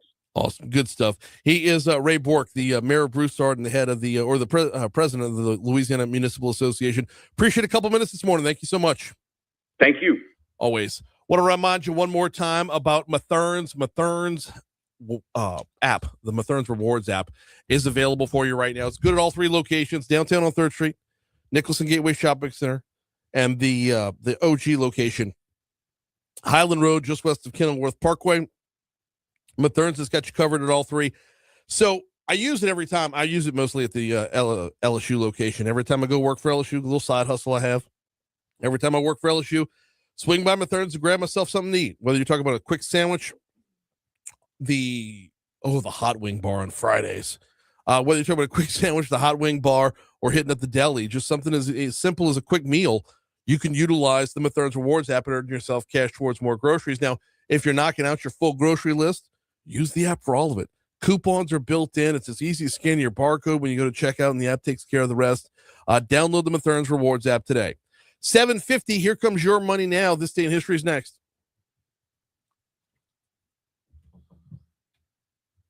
Good morning. Good morning. I'm doing great. How are you? Thank you. Sure. This is my son, Peg North. Yeah, I gotta go sell the Foodie Friday. Always a big industry council. Okay. So it's kind of formality. I'm just gonna show up to the meeting. But the meeting starts promptly at 9, so I need a good hour. So call Joe. Y'all met? Yep, Yes, we we met, did. and I kind of give her a quick run through. And tell me your full name so I can say It's Brittany Tully, but I go by Breland. Breland. Okay. Yeah, Breland. All right. Yeah. That's awesome. So your studio partner that looks great, by the way. Thank you. That's busy, but yes. So you want to say 180 Pros? From the 180 Pro studio, yes. Okay. All right. Anything else we need to know? Not really. Okay. Not really. Just break it like 13, 30. Yeah. I'll give you cues. See, yes. I'll be good with it. And if Yeah. you're not out when I'm trying to get you out, I'm pretty good with the countdown. Any other dates you want me to do, let me know. There will be. I don't have them yet. It's gonna be a busy summer. Abby is in AAU ball, and about to be trying out for. She just graduation's on Wednesday from Our Lady of Mercy, so she's getting ready for high school. But basketball has taken over the summer for us. So Yeah, sure. There'll probably be a couple of Fridays in there, All right. or Mondays if I'm just wiped out. I'm good with it. It's gonna bring the local flair, artist, fashion design, media, all that stuff, and he's on right now for a little bit. And then the tariff deal, I'm tied in with the company to be able to do that. And they have a top law firm that does only U.S. custom stuff for 40 years. Okay. And they're taking that on, and I've been fascinated by that. That's an ongoing, because all these rules are changing. Yeah. And then we're going to talk Well, about, and so many people are just going to give up. they're going to give up, and if they make one mistake, one error on the application, Mm-hmm. they lose their chance. There's no appeal. Right. There's no oh my God, can we fix that? There's none of that. Yep. None of that. Live after 5's canceled. Is it? Did they do Hot Night Cool Art last night? No, that's getting postponed the next weekend. Okay, good. Well, good. And then the night market, that got canceled. Yeah, it's really going to rain that bad. They're canceling Night it. market was not tonight. Yeah, but they had something that was a part. Go look. Well, because night market's in the same spot as Live After 5. Yeah, but it was something. They had to reschedule something about it. Yeah, because I knew it happened already, but I kept seeing something about it. So you're still live on YouTube? Yes, on Okay. Facebook. Okay, good. Awesome. You want to grab some coffee real quick? Do we have time? Oh, yeah, you got time. Yes, I got time. There's a little pot down. There's a pot downstairs or a Keurig right there. Either way. Yeah, Keurig pot. Okay. Whatever you want. And I had look if you go downstairs and you open the fridge and have caramel macchiato creamer. Take. Yeah, we might have to do that. Yeah, do that, please. Yeah, let's Because go I do that. can't possibly drink all this creamer. I mean, Come on, let's go quick.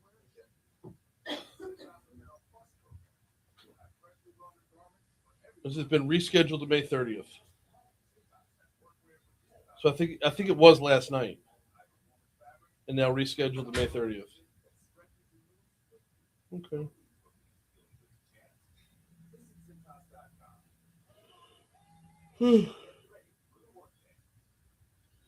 I was wondering because I was like, I thought they had it already.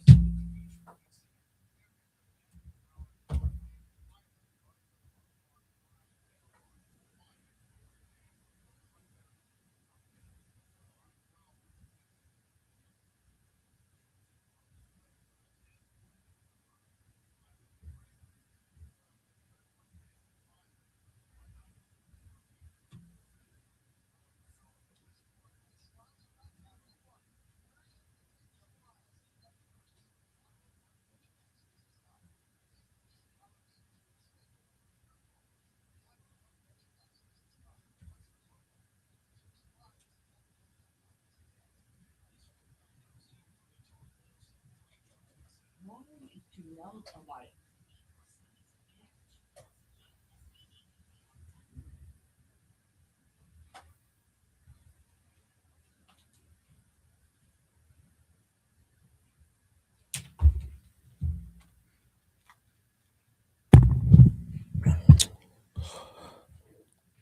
$7:55, Talk 107.3 FM, WBRP, mornings with Brian Haldane, rolling right along.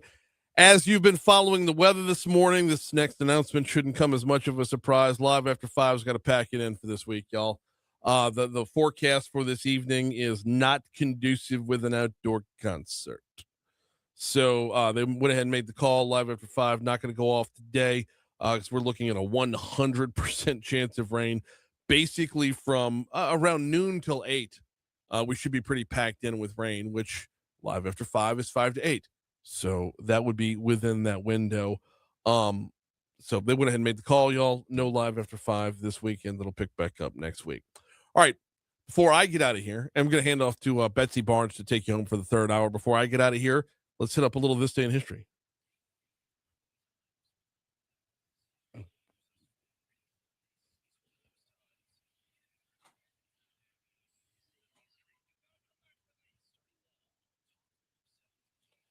All right. 1541, Spanish explorer Hernando de Soto and his expedition are the first Europeans to discover the Mississippi River. Sorry, I didn't mean to read that whole thing. I was trying to process that. But yes, the Mississippi River was discovered back in 1541. And I guess the original Mississippi River, because we discussed this week, where did it fall down in Louisiana? Did you ever figure that out before it shifted in the 1920s? Remember? No, yeah, I didn't go back and look. But it wasn't. It still went out where it goes out. It would just move to the west and then come back, move away. Like and it kept moving. Right. It would. You'd have a floodplain to the west. Right. Jumping ahead, 1886, Coca-Cola was first served at a pharmacy in Atlanta. It started as medicine. It started as medicine before becoming one of the biggest brands in the world. I did not know that, but that was before the cocaine. They had the cocaine in there. Oh, the coca plant. Yes, the coca plant. Okay. It wasn't like powdered refined cocaine. It was the medicine. Right. Medicine. And yes, it was a medicine originally, which, by the way, it still is. Anything with caffeine can relieve a headache. That's true. That's very true. Let's see. 1963, Americans got their first look at the very first James Bond movie. It hit theaters starring Sean Connery as 007 himself. In 1980, fun health fact for you. The World Health Organization declared smallpox eradicated. It remains the only human disease fully wiped out worldwide. I did not know that. Yeah. Okay. In 2010, Betty White, which I swore the woman would live forever, became the oldest host ever of Saturday Night Live at the age of 88. Yeah. I swore that Betty White was just going to kick it till like 99, right? Yes. Yeah. In 2025, Cardinal Robert Prevost, 69, is elected as the 267th Pope of the Catholic Church, Brian. Okay. Yep. 1 year ago today. Yep. Cardinal Bob became Pope Leo. That was my big one. This day in 1978, David Berkowitz pled guilty. Okay. Don't know if you saw that. Son of Sam was in court today for today in 1978. And this day in 1945, following Nazi Germany's unconditional surrender, World War II in Europe officially ended at midnight. No kidding. Yep. Okay. For whatever reason, I don't know why the birthdays are pulling up as today, the same ones I read yesterday, but we're going to go with it. Harry S. Truman has a birthday today. Okay. David Attenborough, Yeah. I thought he was yesterday, but we'll just go ahead and say he's today as well. Enrique Iglesias, see, same thing. Yeah. So You must have had today's up yesterday. yeah. And Melissa Gilbert, star of Little House on the Prairie. Okay. Her birthday's today. Who else All you right. got? We're going to keep it moving. We got less than a minute to go. Okay. And that's all I got. National Day today. Gosh, it already closed out on me. National Prayer Day, I think it is. I'll roll with that before I'll roll with National Coconut Cream Pie Day, which is what I have, and that's stupid. Yeah, let's do that. So, all right. We're coming up on 8 o'clock. Y'all, I got to bounce. I got to get out of here, which means that I'm going to hand off to Betsy Barnes, who's going to take you home for the last hour.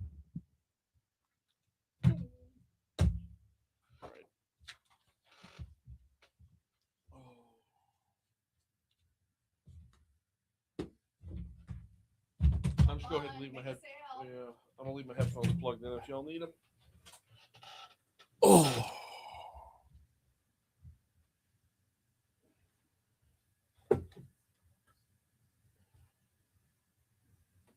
I don't know what that cramp was all about. That was weird.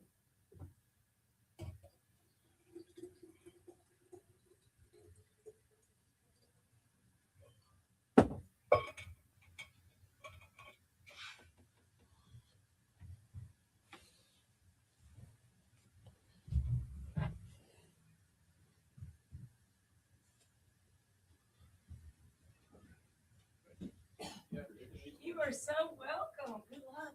Will do. Thank you. You know y'all's password? For the internet, yes, they have a sticky note outside. Can you go grab her? If you look how our cabinet makes that L shape, there's going to be a little sticky note over there in the wall, and that has our Wi-Fi password. I'm sorry. Thank you. I'm trying to get this stuff up since Live After 5 was canceled. Yeah, go ahead. Do we both need headphones or we can hear Just you? you. Now, He's going to co-host with me. well, if you think you need, you want him to have headphones? That's fine. He doesn't, I mean, you can or not. Experience. This is it. Really, as long as you can hear her, you're good.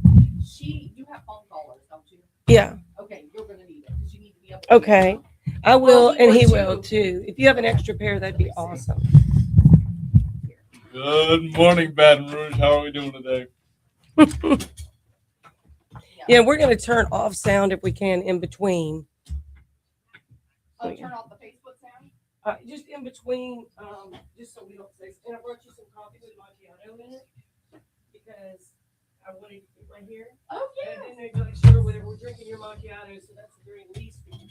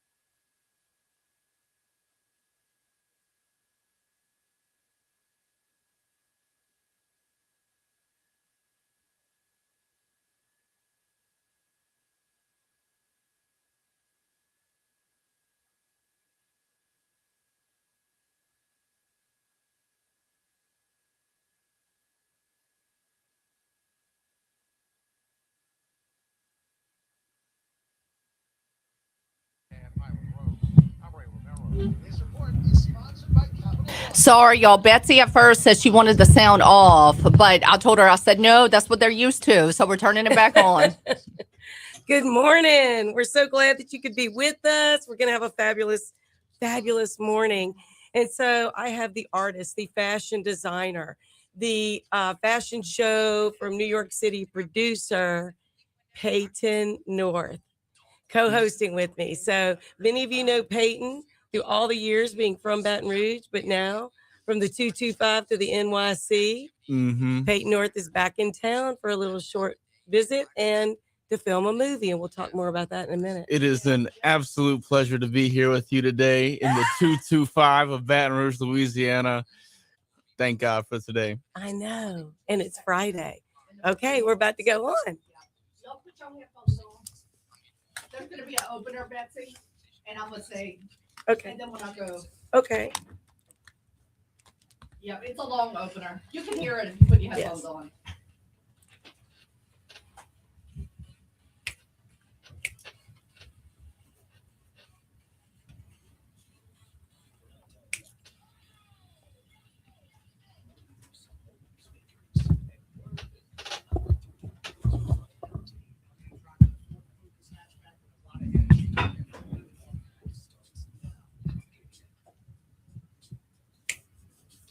And good morning. Good Friday morning to you. I'm Betsy Barnes sitting in for Brian Haldane for the last hour from 8 to 9.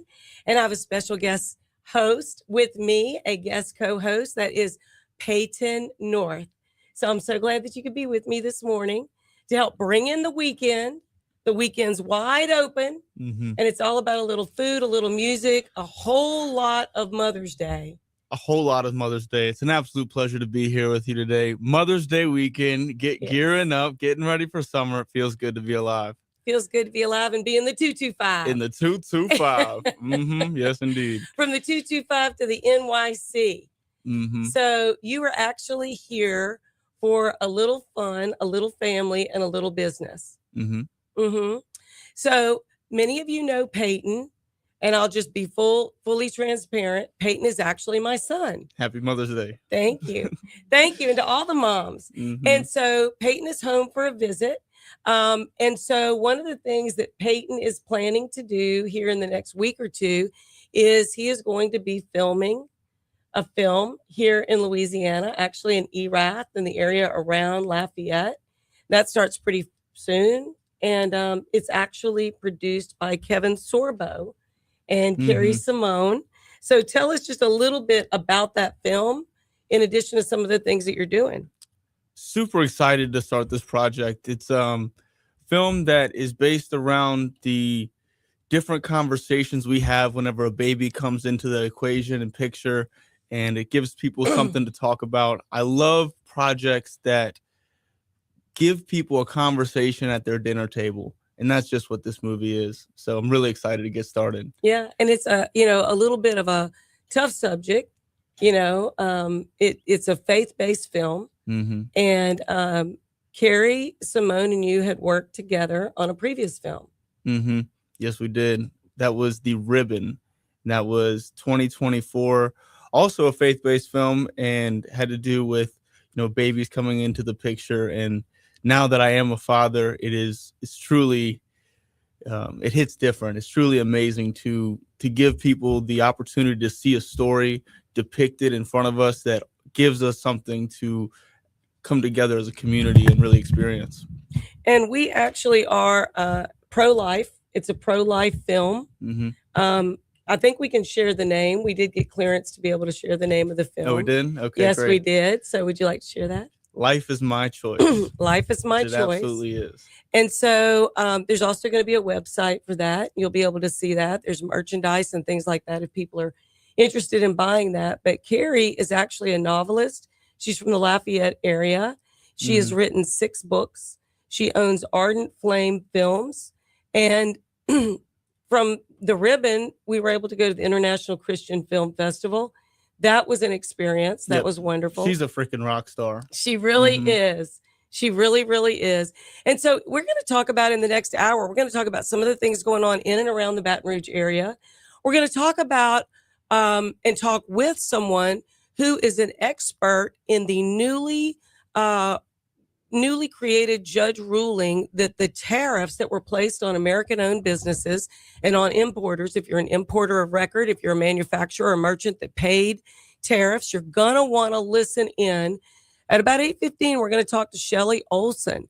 Shelly Olson has BizLink Solutions. She's tied in with a group called OpScale and a top law firm that has been in business 40 years that works exclusively in customs. And with the tariff thing, they are the premier provider of legal services to be able to get people's money back. So let's say your company spent $1 million in tariffs. It was a sudden expense you didn't expect. You cut your margins. You had to pass that on to customers. Well, the Supreme Court ruled that that was unconstitutional. Those tariffs could not be placed on American businesses, even as an encouragement to buy American. And so Shelley's going to talk a little bit about that. I also wanted to mention that last night I went to the Louisiana Economic Development Spotlight Louisiana Awards. We're going to talk a little bit about that.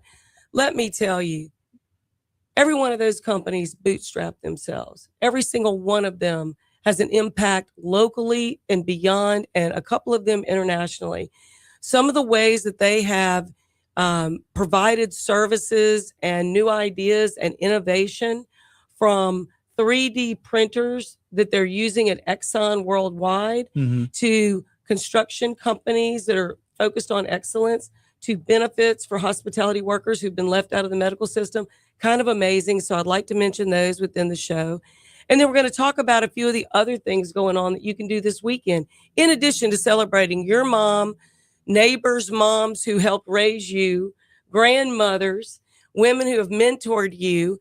This is your chance for the next 3 days to hug, love, appreciate, and throw gratitude. Just cover them up with thank you for inspiring me, for loving me. And, you know, let's all face it. We all were not perfect growing up, and we always had people that were encouraging of us and moms of friends. And so it takes a village. It takes a village. It sure does. And so, you know, to all the mothers and women that have inspired and supported me throughout my entire life, but especially in the last 30 years, thank you, thank you, thank you. God had his hand upon me through you. And I appreciate that so much. Absolutely. So we are actually being produced by Breland. She does a beautiful job here. Good morning. Hi. So good to meet you. So good to work with you. Yes, it's so good to work with you, and happy Mother's Day. I'm a mama of 3 boys, so I'm excited too. God bless you. I have a form. Yes. God bless you. Well, you're raising good men. And it's important, you know, that's really important. So we're coming to you from the 180 Pros studio here at Talk 107.3 FM. We're going to be right back and share this good morning with you. And we'll be right back with Breland, Peyton North, and me, Betsy Barnes.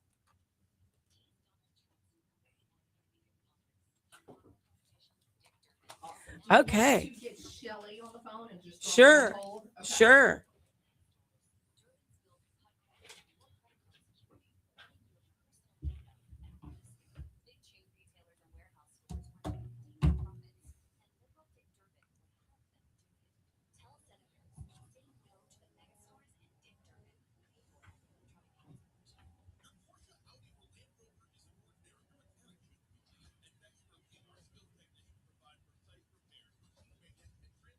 Oh, it's Shelly. I said Shelby.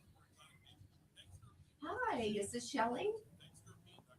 Hey, this is Breland. I am Talk 107.3. I'm the producer here, and we are in a commercial right now. So what's going to happen is when we get out of the commercial, about 2 minutes. Got to get a cup of coffee. And we'll Betsy will pick up on her end, okay? All right, thank you. I'm going to put you on hold.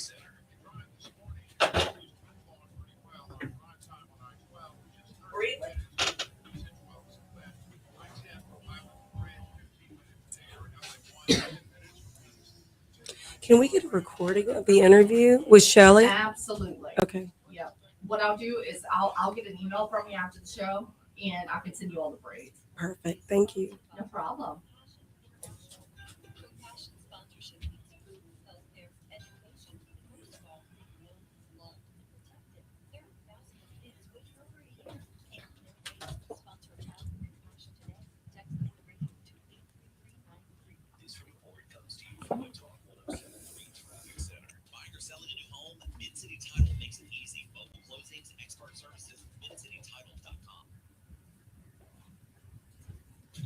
We're coming back, but we got a little bit of time.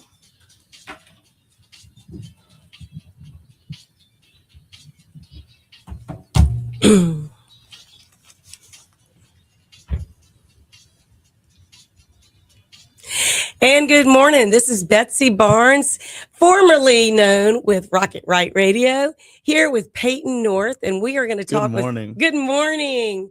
What a good morning it is. It's a Excited to be beautiful here. morning. It might be a little rainy. There might be a few little music things canceled, but you know what?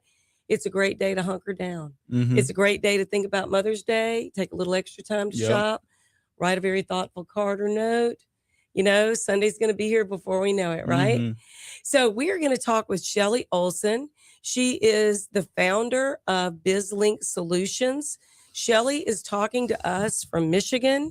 She is involved with a couple of different groups that are going to help importers of record and merchants get refunds for the tariffs. So we want you to get a pen and a piece of paper. We want to make sure that you write some notes and that you're able to get the information that you need. I became aware of Shelly, met Shelly, and let me tell you, Shelly Olson is a go-getter. Met her through my friend John Trum with CSSI, and she has got some great things going on that can help businesses recoup some of the tariff. Thank you for being with us, Shelly. I know you're super busy, but I really think this is important information. Good morning. Thank you so much for having me. Well, tell us a little bit about the ruling, and many people have heard it now. It's in the New York Times. It's on major media, but this just happened February 20th. So tell us a little bit about the ruling and what businesses can do to recoup these funds correctly, because it's very defined of how people would get their funds. That is absolutely correct. So the Supreme Court ruled February, as you said, 20th of 2026, that they found that the excessive tariff amounts that were put upon the merchants for overseas shipping were unconstitutional. And with that ruling now put into law, those merchants have the opportunity to get those funds returned to them. But it's very specific about the steps to do that. And there's probably going to be a lot of companies that pop up and say they can do it. But one of the things that startled me, and for companies that kind of think they know how to fill out governmental forms, if they make one small error, miss one deadline, don't dot the I's, cross the T's, and don't have legal representation, they have lost their chance. Is that correct? You are absolutely correct, Betsy. They do have a very small window to do this. There are specific deadlines. The tariffs that were imposed last February of 2025 are coming to expiration date. Even though we will still file, because there is a possibility that they could be assisted through with litigation. It is going to take that. You're right. There are going to be many groups coming out trying to overly simplify the process that does need strategic attention, because we are working with a specific top law firm. They're an executive level. They have been working in government programs, including tariffs, for over 40 years. And the reason that we chose to partner with them is they hold the hand of the merchant and walk them through to make sure that everything is submitted correctly and on time, because they will lose an opportunity if they miss a deadline or if they miss documentation. They cannot amend it and go back for a second round. So many people who are listening, maybe they're not an importer, they're not a merchant, they didn't pay tariffs, they weren't involved in that. And they might say, why does this matter to me? Well, it matters in your price. Price increases occurred. The cost was passed on to the consumer. So with this being a very fluid and evolving process of getting the money back, this could make a big impact on prices dropping for anything that had parts or in whole imported. Is that correct? That is absolutely correct. And to go back to your previous question regarding industries that paid excessive tariffs, if you think about linens, steel, textiles, food, anything in agriculture, tech, there are so many, anything, absolutely anything you can think of. We just had somebody submit because they're a flower farmer. Solar is big as well. There are so many industries that were affected, so big. I wasn't thinking about that.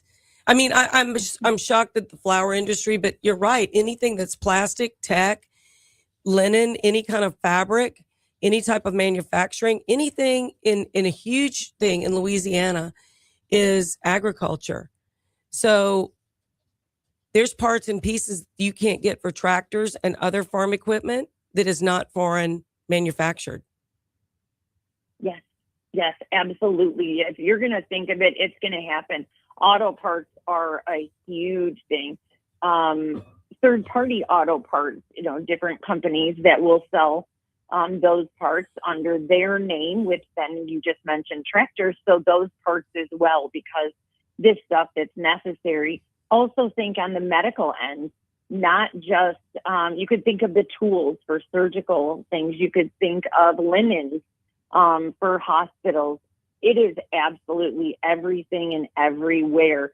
The key to this is when you speak to a company, when a company comes forward, they have to be the importer of record.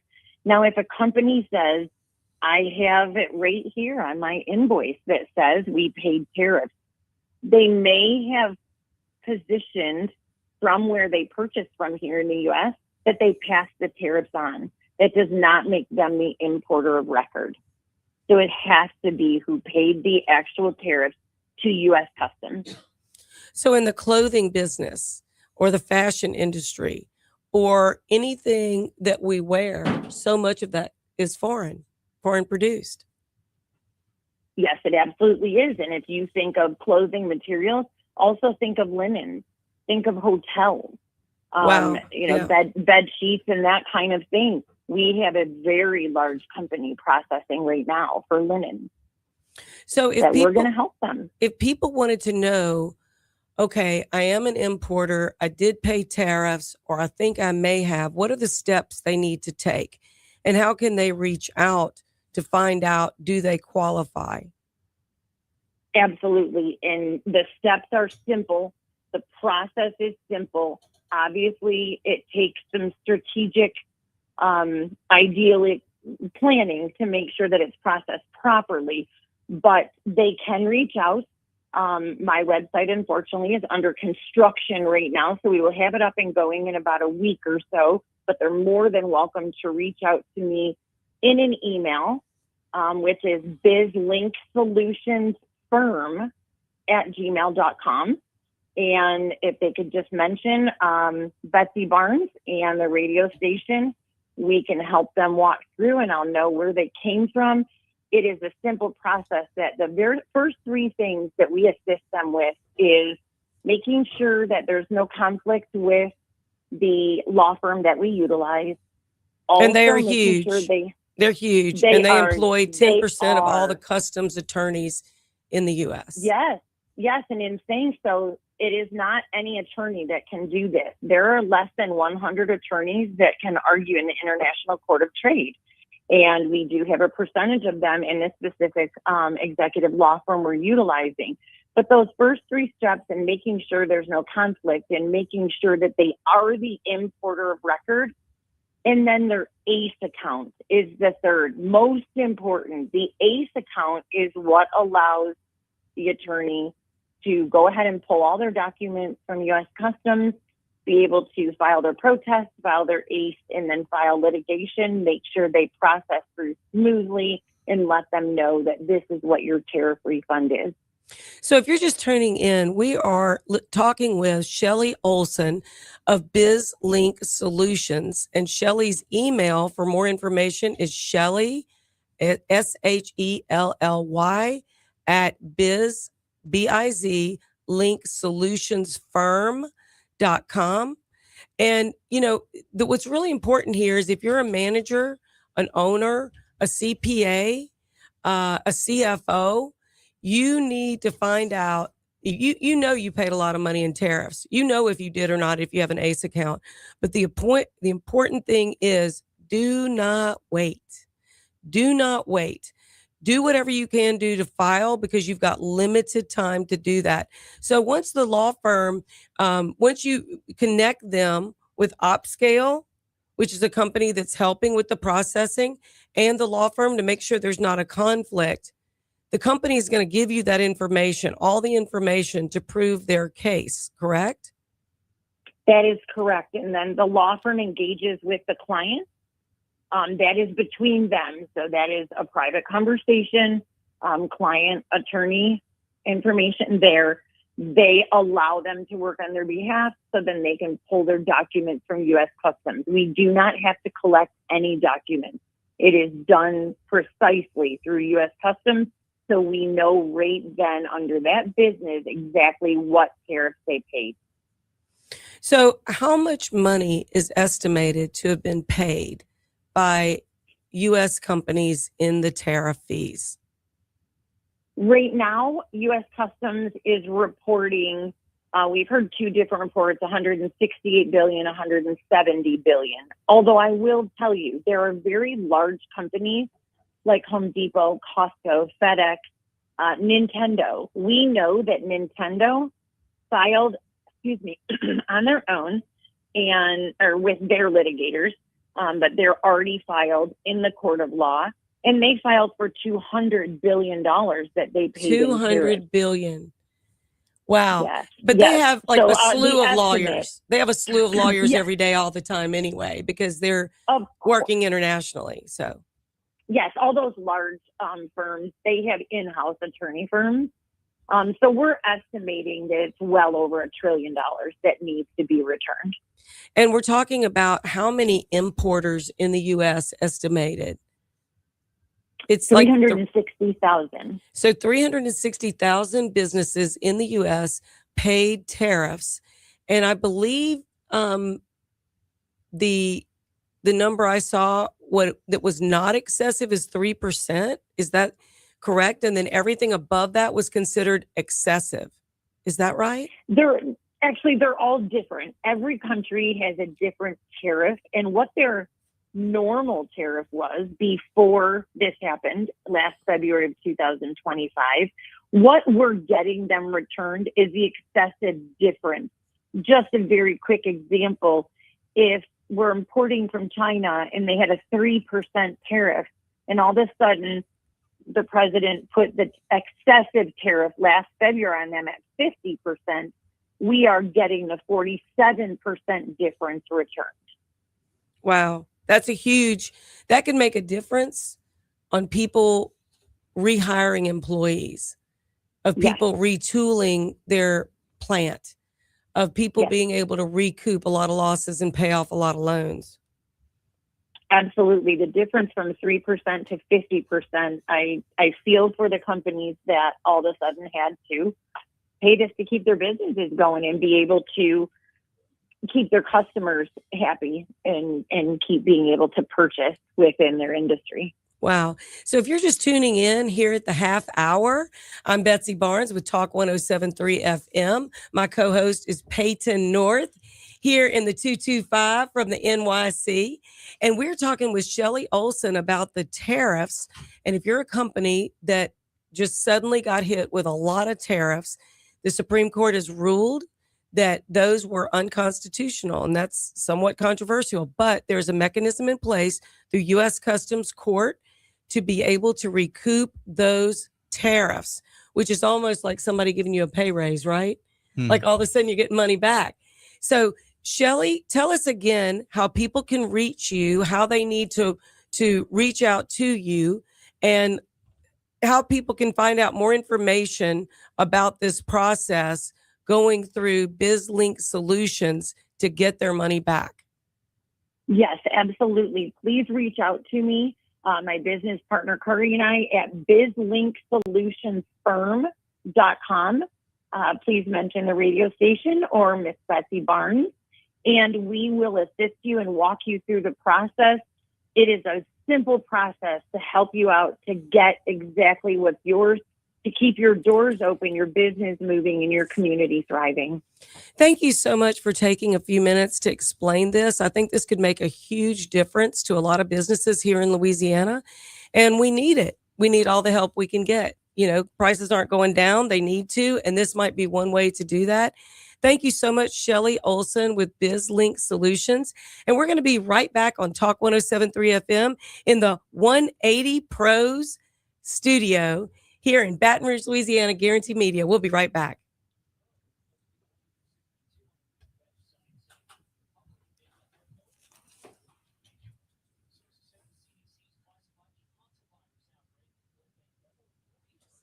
Studio in the 180.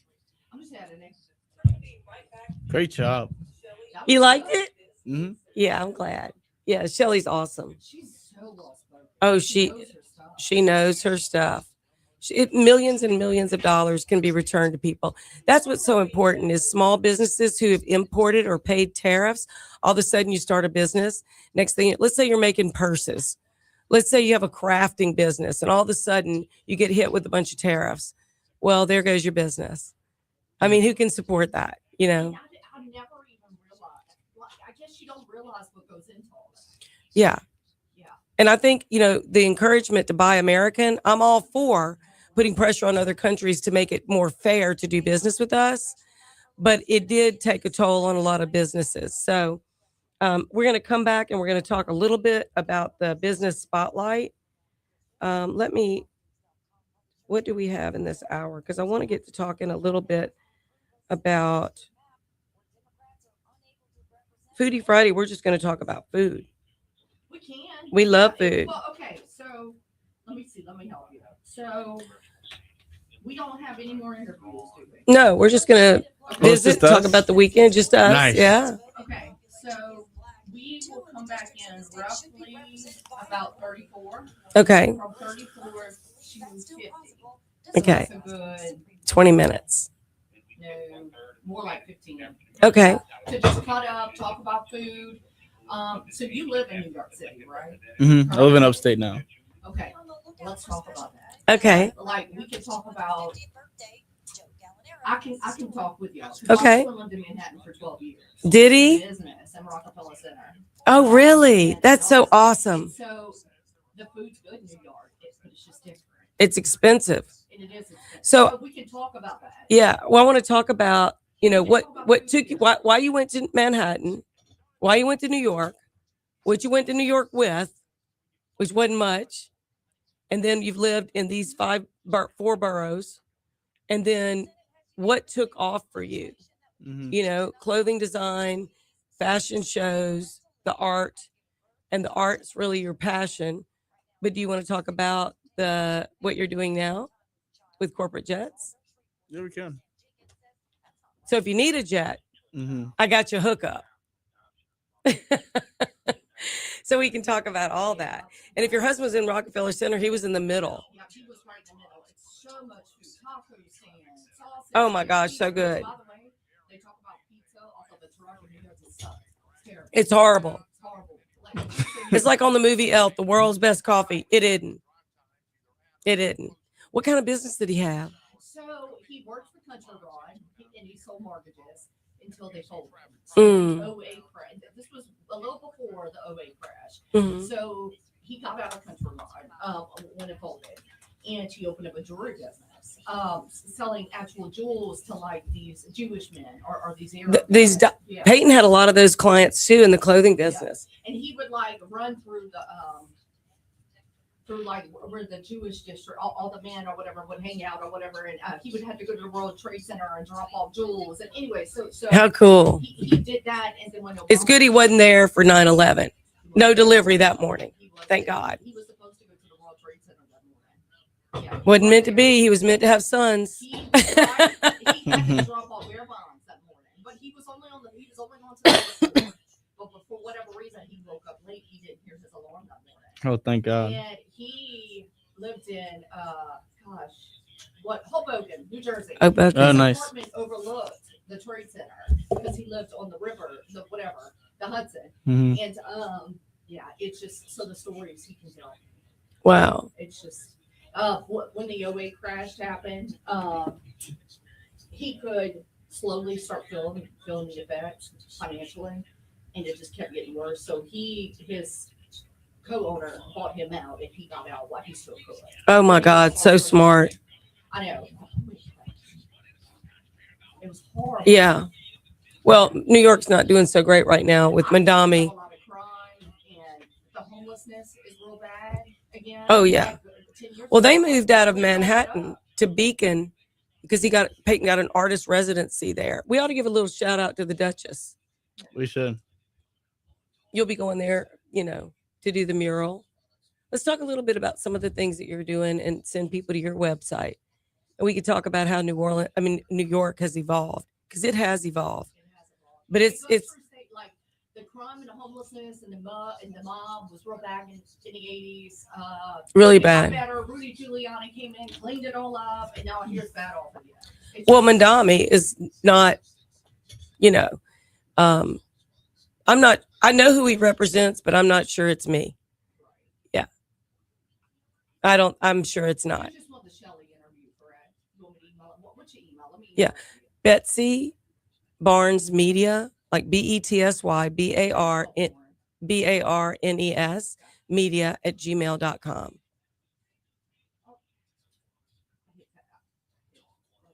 Look at this. I cannot talk today.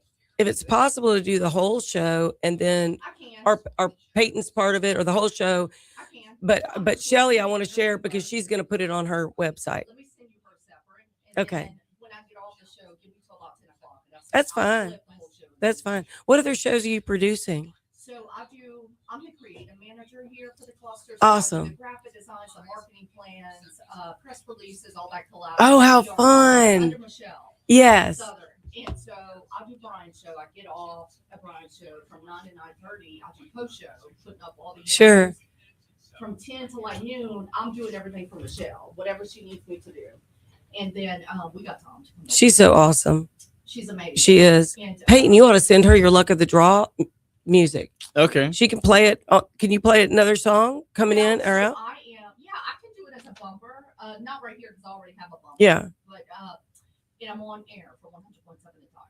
Awesome. 6 to 10. And I'm always I've heard you on there. Yeah, because I fill in for Brittany. Yes. But I'm 6 to 10. So you might hear me at 6 o'clock. Yes. Whatever. Yeah. I know. We're coming back in. Hang on. Okay. And you're back with Talk 107.3 FM. It's one of my very favorite days of the week, Friday. Friday. Yes. That's what I love about Thursday. It's Friday Eve. So this weekend, of course, is Mother's Day, and we want everybody to feel very loved and appreciated. And so I'm in the studio with my son, Peyton North. Thank you for being with me. And Breland. Hello. She is in here producing. We are having a wonderful morning, a lot of fun. We were talking with Shelly Olson, talking about how to get your tariff money back. Yep. And that is so important. And I wanted to mention that last night I went to the LED Spotlight Louisiana. Wow. Every single one of these folks gave glory to God, thanked their wife, their mom, their family. It was wonderful. Checked all the boxes. Yes, it was wonderful. So the Small and Emerging Business of the Year, shout out to Mark's Construction in Donaldsonville. And they're doing beautiful work. Excellence in entrepreneur leadership, additive innovators. And this guy has created 3D printers, is working with Exxon, is working with international companies. LSU is one of his clients, colleges and universities with 3D printers that he's working on how to print on metal. Like, can you believe that? So That's pieces incredible. and parts you can create instead of having an order from overseas. You can create them and build them. Oh, wow. That's so neat. And then OS Benefits, that is the Innovative Company of the Year, giving hospitality workers healthcare benefits. And then Parish Aggregates. It was neat talking to and hearing from Ryan Terrio, Source Louisiana Vendor of the Year. And then Fire and Safety Specialist out of Maurice was the Spotlight Business of the Year. All of them were just awesome. So we want to give a shout out always to Louisiana economic development, the work they're doing to promote Louisiana, and to these businesses. So we're all involved with a lot of different businesses, entities, and different things like that. Breland, we were just talking about all the things that you do for Guarantee Media. Yes. Busy, busy, busy. I do Brian's show. I get started. I'm normally here 5 a.m. Today I rolled in late because it's Friday, but it happens. And so we do the show from 6 to 9. It's always a fun time. I'm the creative manager here. So I'm in charge of the press releases, the graphic design, all the creative look for the whole cluster. And then I'm on air for 100.7 The Tiger. There you go. Breland, and you can hear me 6 to 10 on our sister station, our country station. But it's just going in a million directions. It keeps me on my toes. I'm a mama of 3 boys, coffee in hand. Like me, probably need a couple of cups of personality in the morning with some caramel macchiato creamer. Yeah. And get it going. We're all jugglers. That's what we definitely have in common. So Peyton, you're home visiting because you've got a movie that you're going to be filming and starring in. Yep. Came down from Beacon, New York, upstate New York, or upstate, depending on who you ask. Upstate for me in the city, but if you ask somebody really from upstate, they say it's downstate. And came back to Baton Rouge for about a month now. Man, it feels so great to be home. All the good food, the weather right now. It's a little muggy today, but the weather has been absolutely beautiful the last few days. You've had the hardest winter ever in New York. It'll definitely make you appreciate the Louisiana humidity. Never thought you'd hear that, but the Louisiana humidity is something that I actually missed. What? I really love. Yes. Yeah. No. I can genuinely say after 3 years in living almost 4 years living upstate in New York City, it's dry, it's nice, it's crisp at times, but walking outside in the morning, Baton Rouge, Louisiana, coffee in hand, the humidity just fills my skin up with moisture in the best way possible. I know, unpopular opinion, don't care. I love it. I'm glad to be home. You need to go home. I'm joking. I am home. You are home. So let's talk about that. So it is Foodie Friday. Yeah. And normally we would have a business in here or a partner of ours bringing food, feeding us. But with it being Mother's Day weekend, they're busy. All the restaurants are busy. So they can't come and bring us food. Oh, we can talk about food. Let's talk about it, Betsy. That's right. I would say let's start with, now that we're on the New York topic with Peyton, you've experienced both. What is the major differences? Obviously we have spice down here in our foods, but what is the major differences you have noticed between New York food and restaurants and what people cook at their house up there compared to down here? You know, it depends. Whenever I was in the city, you can get, my favorite part about New York food is that no matter the culture, you can get 100 different cultures on the same block, and that's incredible. The diversity is absolutely amazing. Can't get that here. Not in the exact same way.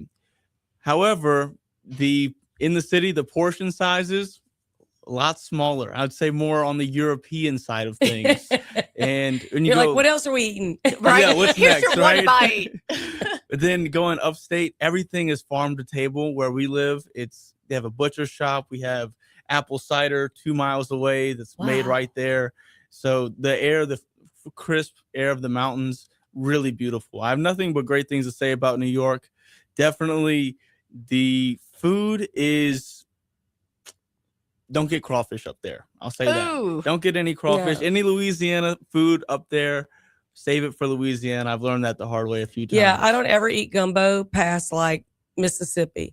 Like, correct. I don't do jambalaya in Virginia. Like, they put red sauce in there. I don't even know what that is. Tomatoes. Or tomatoes. Yeah, why are they ruining it with that? I think they just don't know. They don't and know. They're doing their best to figure it out. But, I can honestly say you knew how to cook when you left.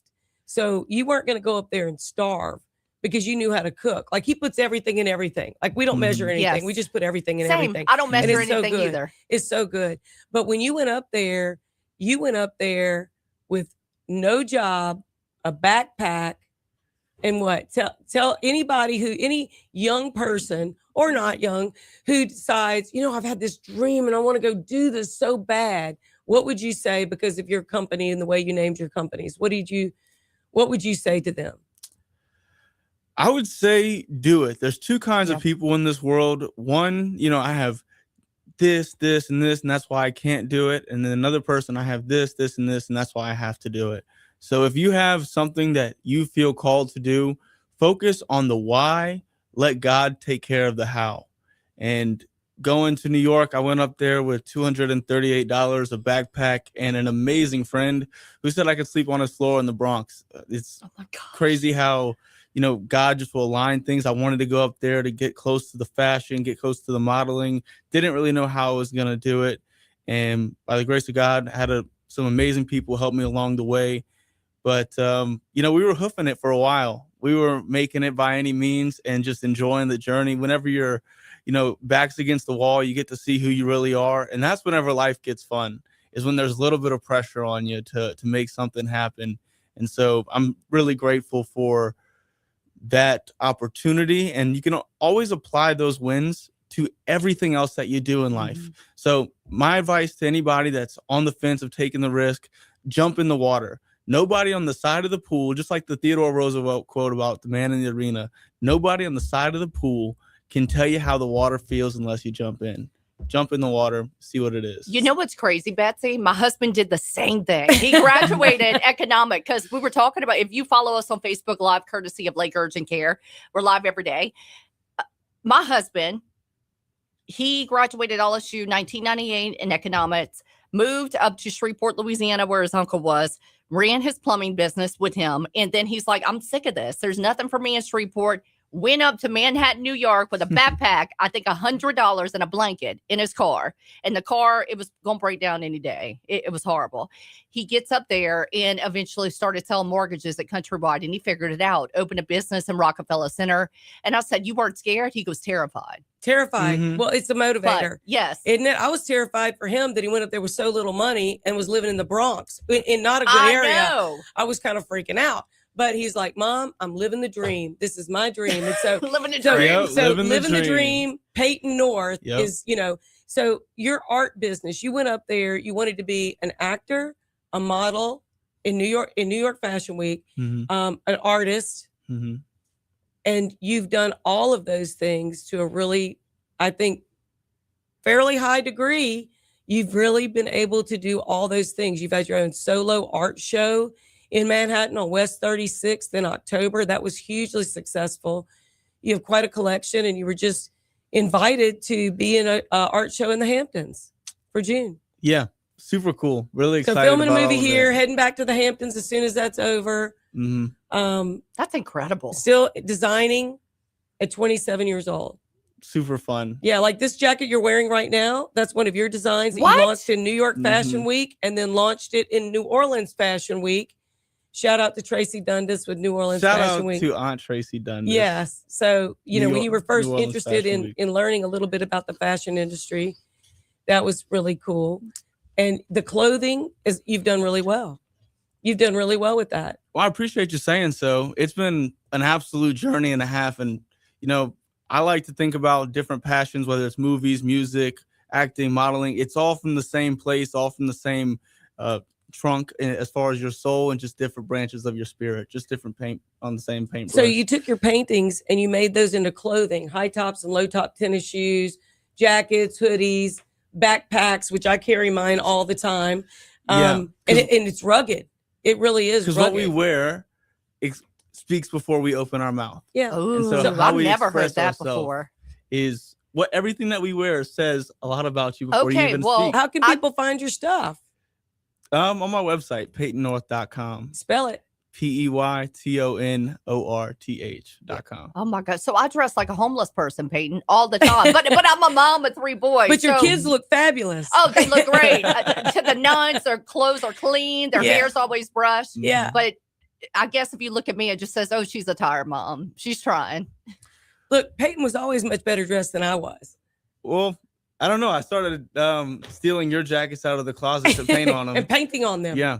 But I think that what you said of, you put everyone else first. You have such a spirit of servitude that you want to put I'm everybody trying. else first to make sure their ducks in a row, that they're taken care of, that they look great, because you have the confidence and responsibility that you have to, and Aw. you're great at it.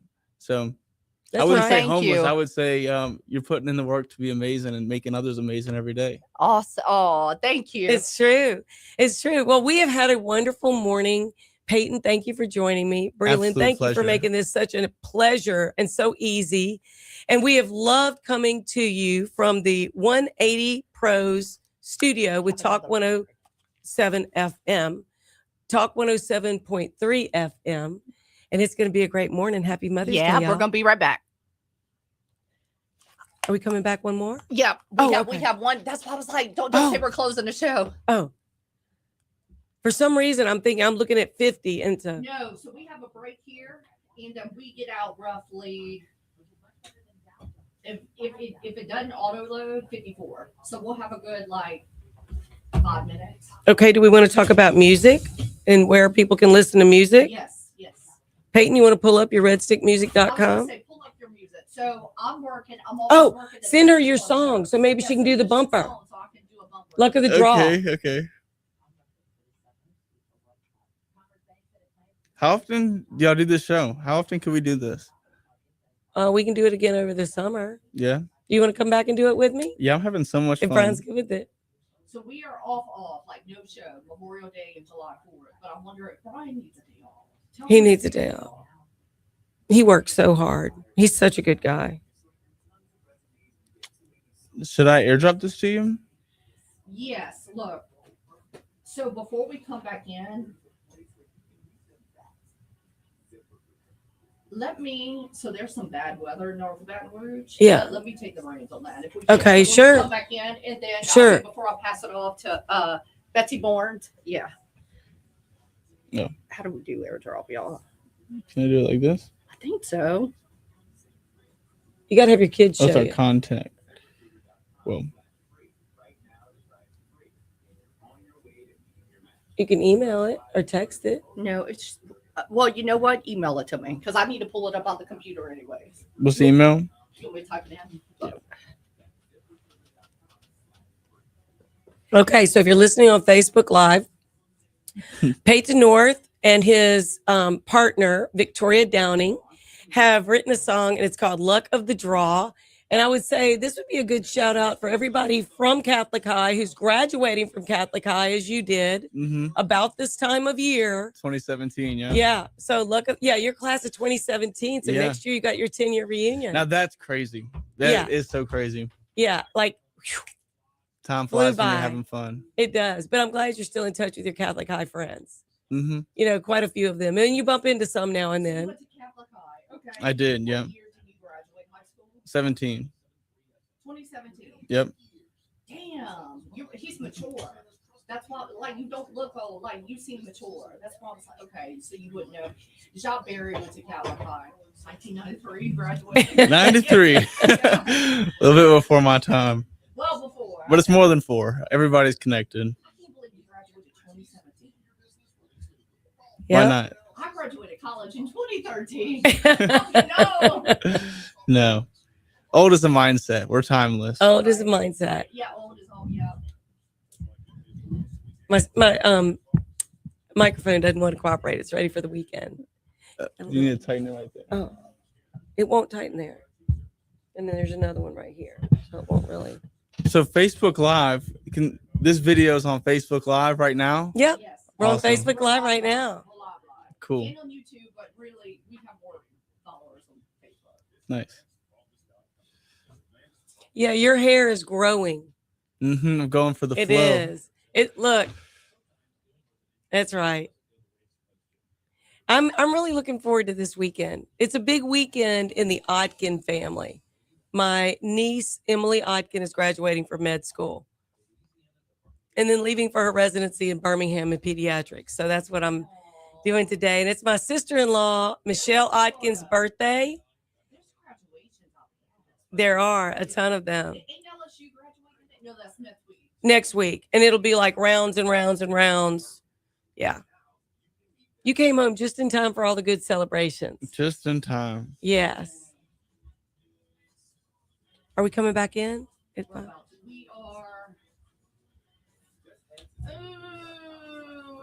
30 seconds to a minute left. Okay. And if you want to tell weather first. I will. I'm going to have Peyton song as a bumper as we come in. I'm going to tease who that is, and I'm going to say Betsy's going to tell you a little bit more about Peyton and his music in just a hair. But I do have to blah, blah, blah. Okay. Perfect. Perfect. And then when I'm ready for you, I'll just. Thank you. Thanks so much. You made this so easy and so fun. Such a professional. You really are. You're such a professional. I'm trying. You know, I had to think about it. I've been in radio 15 years. So I started, y'all might know this name, Bobby Novosad. I'm a Lafayette 94. Yeah. And I did top 40 for 7 years. That's a different beast. Ariana Grande, Justin Bieber, not mine. Yeah, my cup of tea. But I was his assistant program director, music director, and it was a live board. Oh, it's hard to do all that. Live before I ever voice tracked. And you know voice tracked. It's just recorded. And so that's how I learned. And then I started voice tracking. Then I became the program director of Wing 101.5. And then the iBoard restructuring caught up like they always do. And they laid off Scotty Mack and I in January of 2020. And then Gordy spooked me up. And so like, I love Gordy. But I know, but it's like I forget how long I've been doing radio. And so much has changed, especially since I first started. Oh, the digital stuff and all that. What would you say? How would you quantify what's changed and how it evolved? Our editing materials, because I used to have to edit on a Box Pro. And let me come back to that.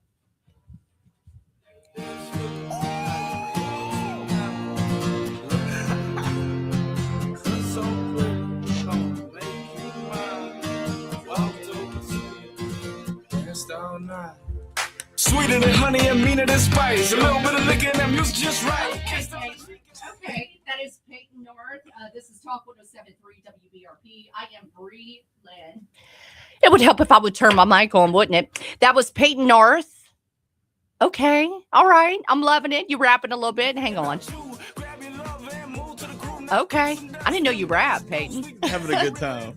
Talk 107.3 WBRP. I am Bree Lynn. This is Mornings with Brian Haldane. We have Shelly Barnes. Yeah. Hosting, and her son, Peyton Oh, North. Betsy Barnes. Betsy Barnes. That's what Oh we're my talking God. to Shelly as a guest. I'm reading my paper That's wrong. okay. Yes, No Betsy problem. Barnes and Peyton North. And before we get into the details of that song, and I can fire it up again in just a few, I wanted to say that we are starting to see, if I can pull up my Facebook page, we are starting to see some of the effects of the severe weather we're going to be having moving on through these next couple of days. We have a very slow moving cool front making its way on through the area. Lots of rain today. Even Live After 5 has been canceled. Hot, Dark, Cool Nights has been postponed. We are going to be in for some weather for today. I did want to make you aware there is some damaging hail going on right now.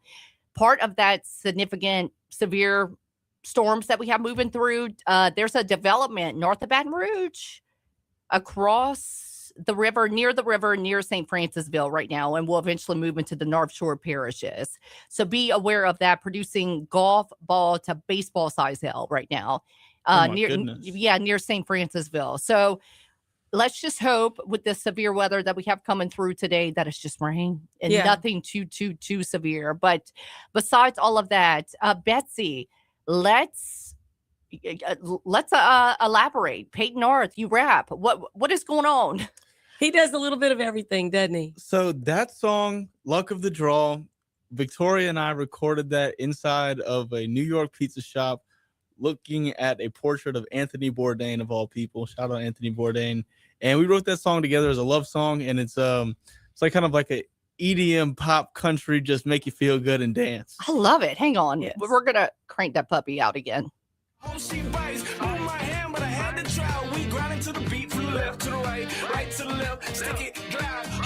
You know. Okay, this is Pitbull. This ain't you. That's crazy. Sure. I would say Pitbull, Morgan Wallen-esque. Pitbull and Morgan Wallen. What a compliment. Thank you. I appreciate that. It reminds me of that song. Oh gosh, what's that Pitbull song? Fireball. Yeah. Love the energy. Yes. Love the energy. We are almost out of time, but it has been so much fun. Brian is probably listening right now, and he goes, "What the heck is going on?" We're having a party up in here. Yep. It's been great to be in the studio. Thank you, Brian Haldane, for letting us come in, share a little bit of our morning, share a little bit of everything going on. And thank you, Peyton, for being with me. Absolute pleasure to be here. If there's one thing I can leave you with, you're amazing. You're doing amazing things, and nobody can ever stop you. You're incredible. Thank you. That's exactly right. And I hope you have a great weekend from all of us at Talk 107.3 FM. Awesome. That was so fun. Mr. Worldwide.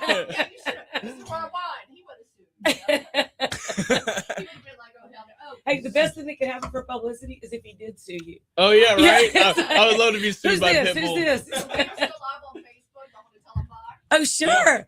Look, thank y'all so much for tuning in. We really, really, really wish you all a great weekend. And I know we're going to have a great weekend. We're going to have a great weekend. It's already begun. Mhm, We here we start are. Thursday, for Friday Eve. Of course. Yeah, that's right. Mhm. So, Peyton, your next art thing is going to be in the Hamptons. Yep. But the movie's going to be filmed, Life is My Choice, starting on the 18th. Mhm. And you've got some other projects going on. So it'll be just great to. Some really amazing things are happening. Yeah. Well, a Mhm. lot of it happens in New York and I don't get to enjoy it. So I'm really glad that I got to come to the art show and I got to come to this. But, You know, it's amazing how you go to New York to get to the big city dreams, and then the big dreams are actually down here. Oh yeah, with every amazing people here. film that he's doing and all that is a connection to Louisiana. There's people connected to Louisiana way or from another. everywhere. That's exactly right. So we're fortunate to work with a lot of great people. Mhm. But Bree Lynn, we can't wait to do this with you again. So much fun. I love it. I love it. Brian, you need to go more often. I'm joking, y'all. All right, we are out of here. Moon is on right now. I have to get some work done. Yeah, me Yep. too. Yep, bye, y'all. Me too.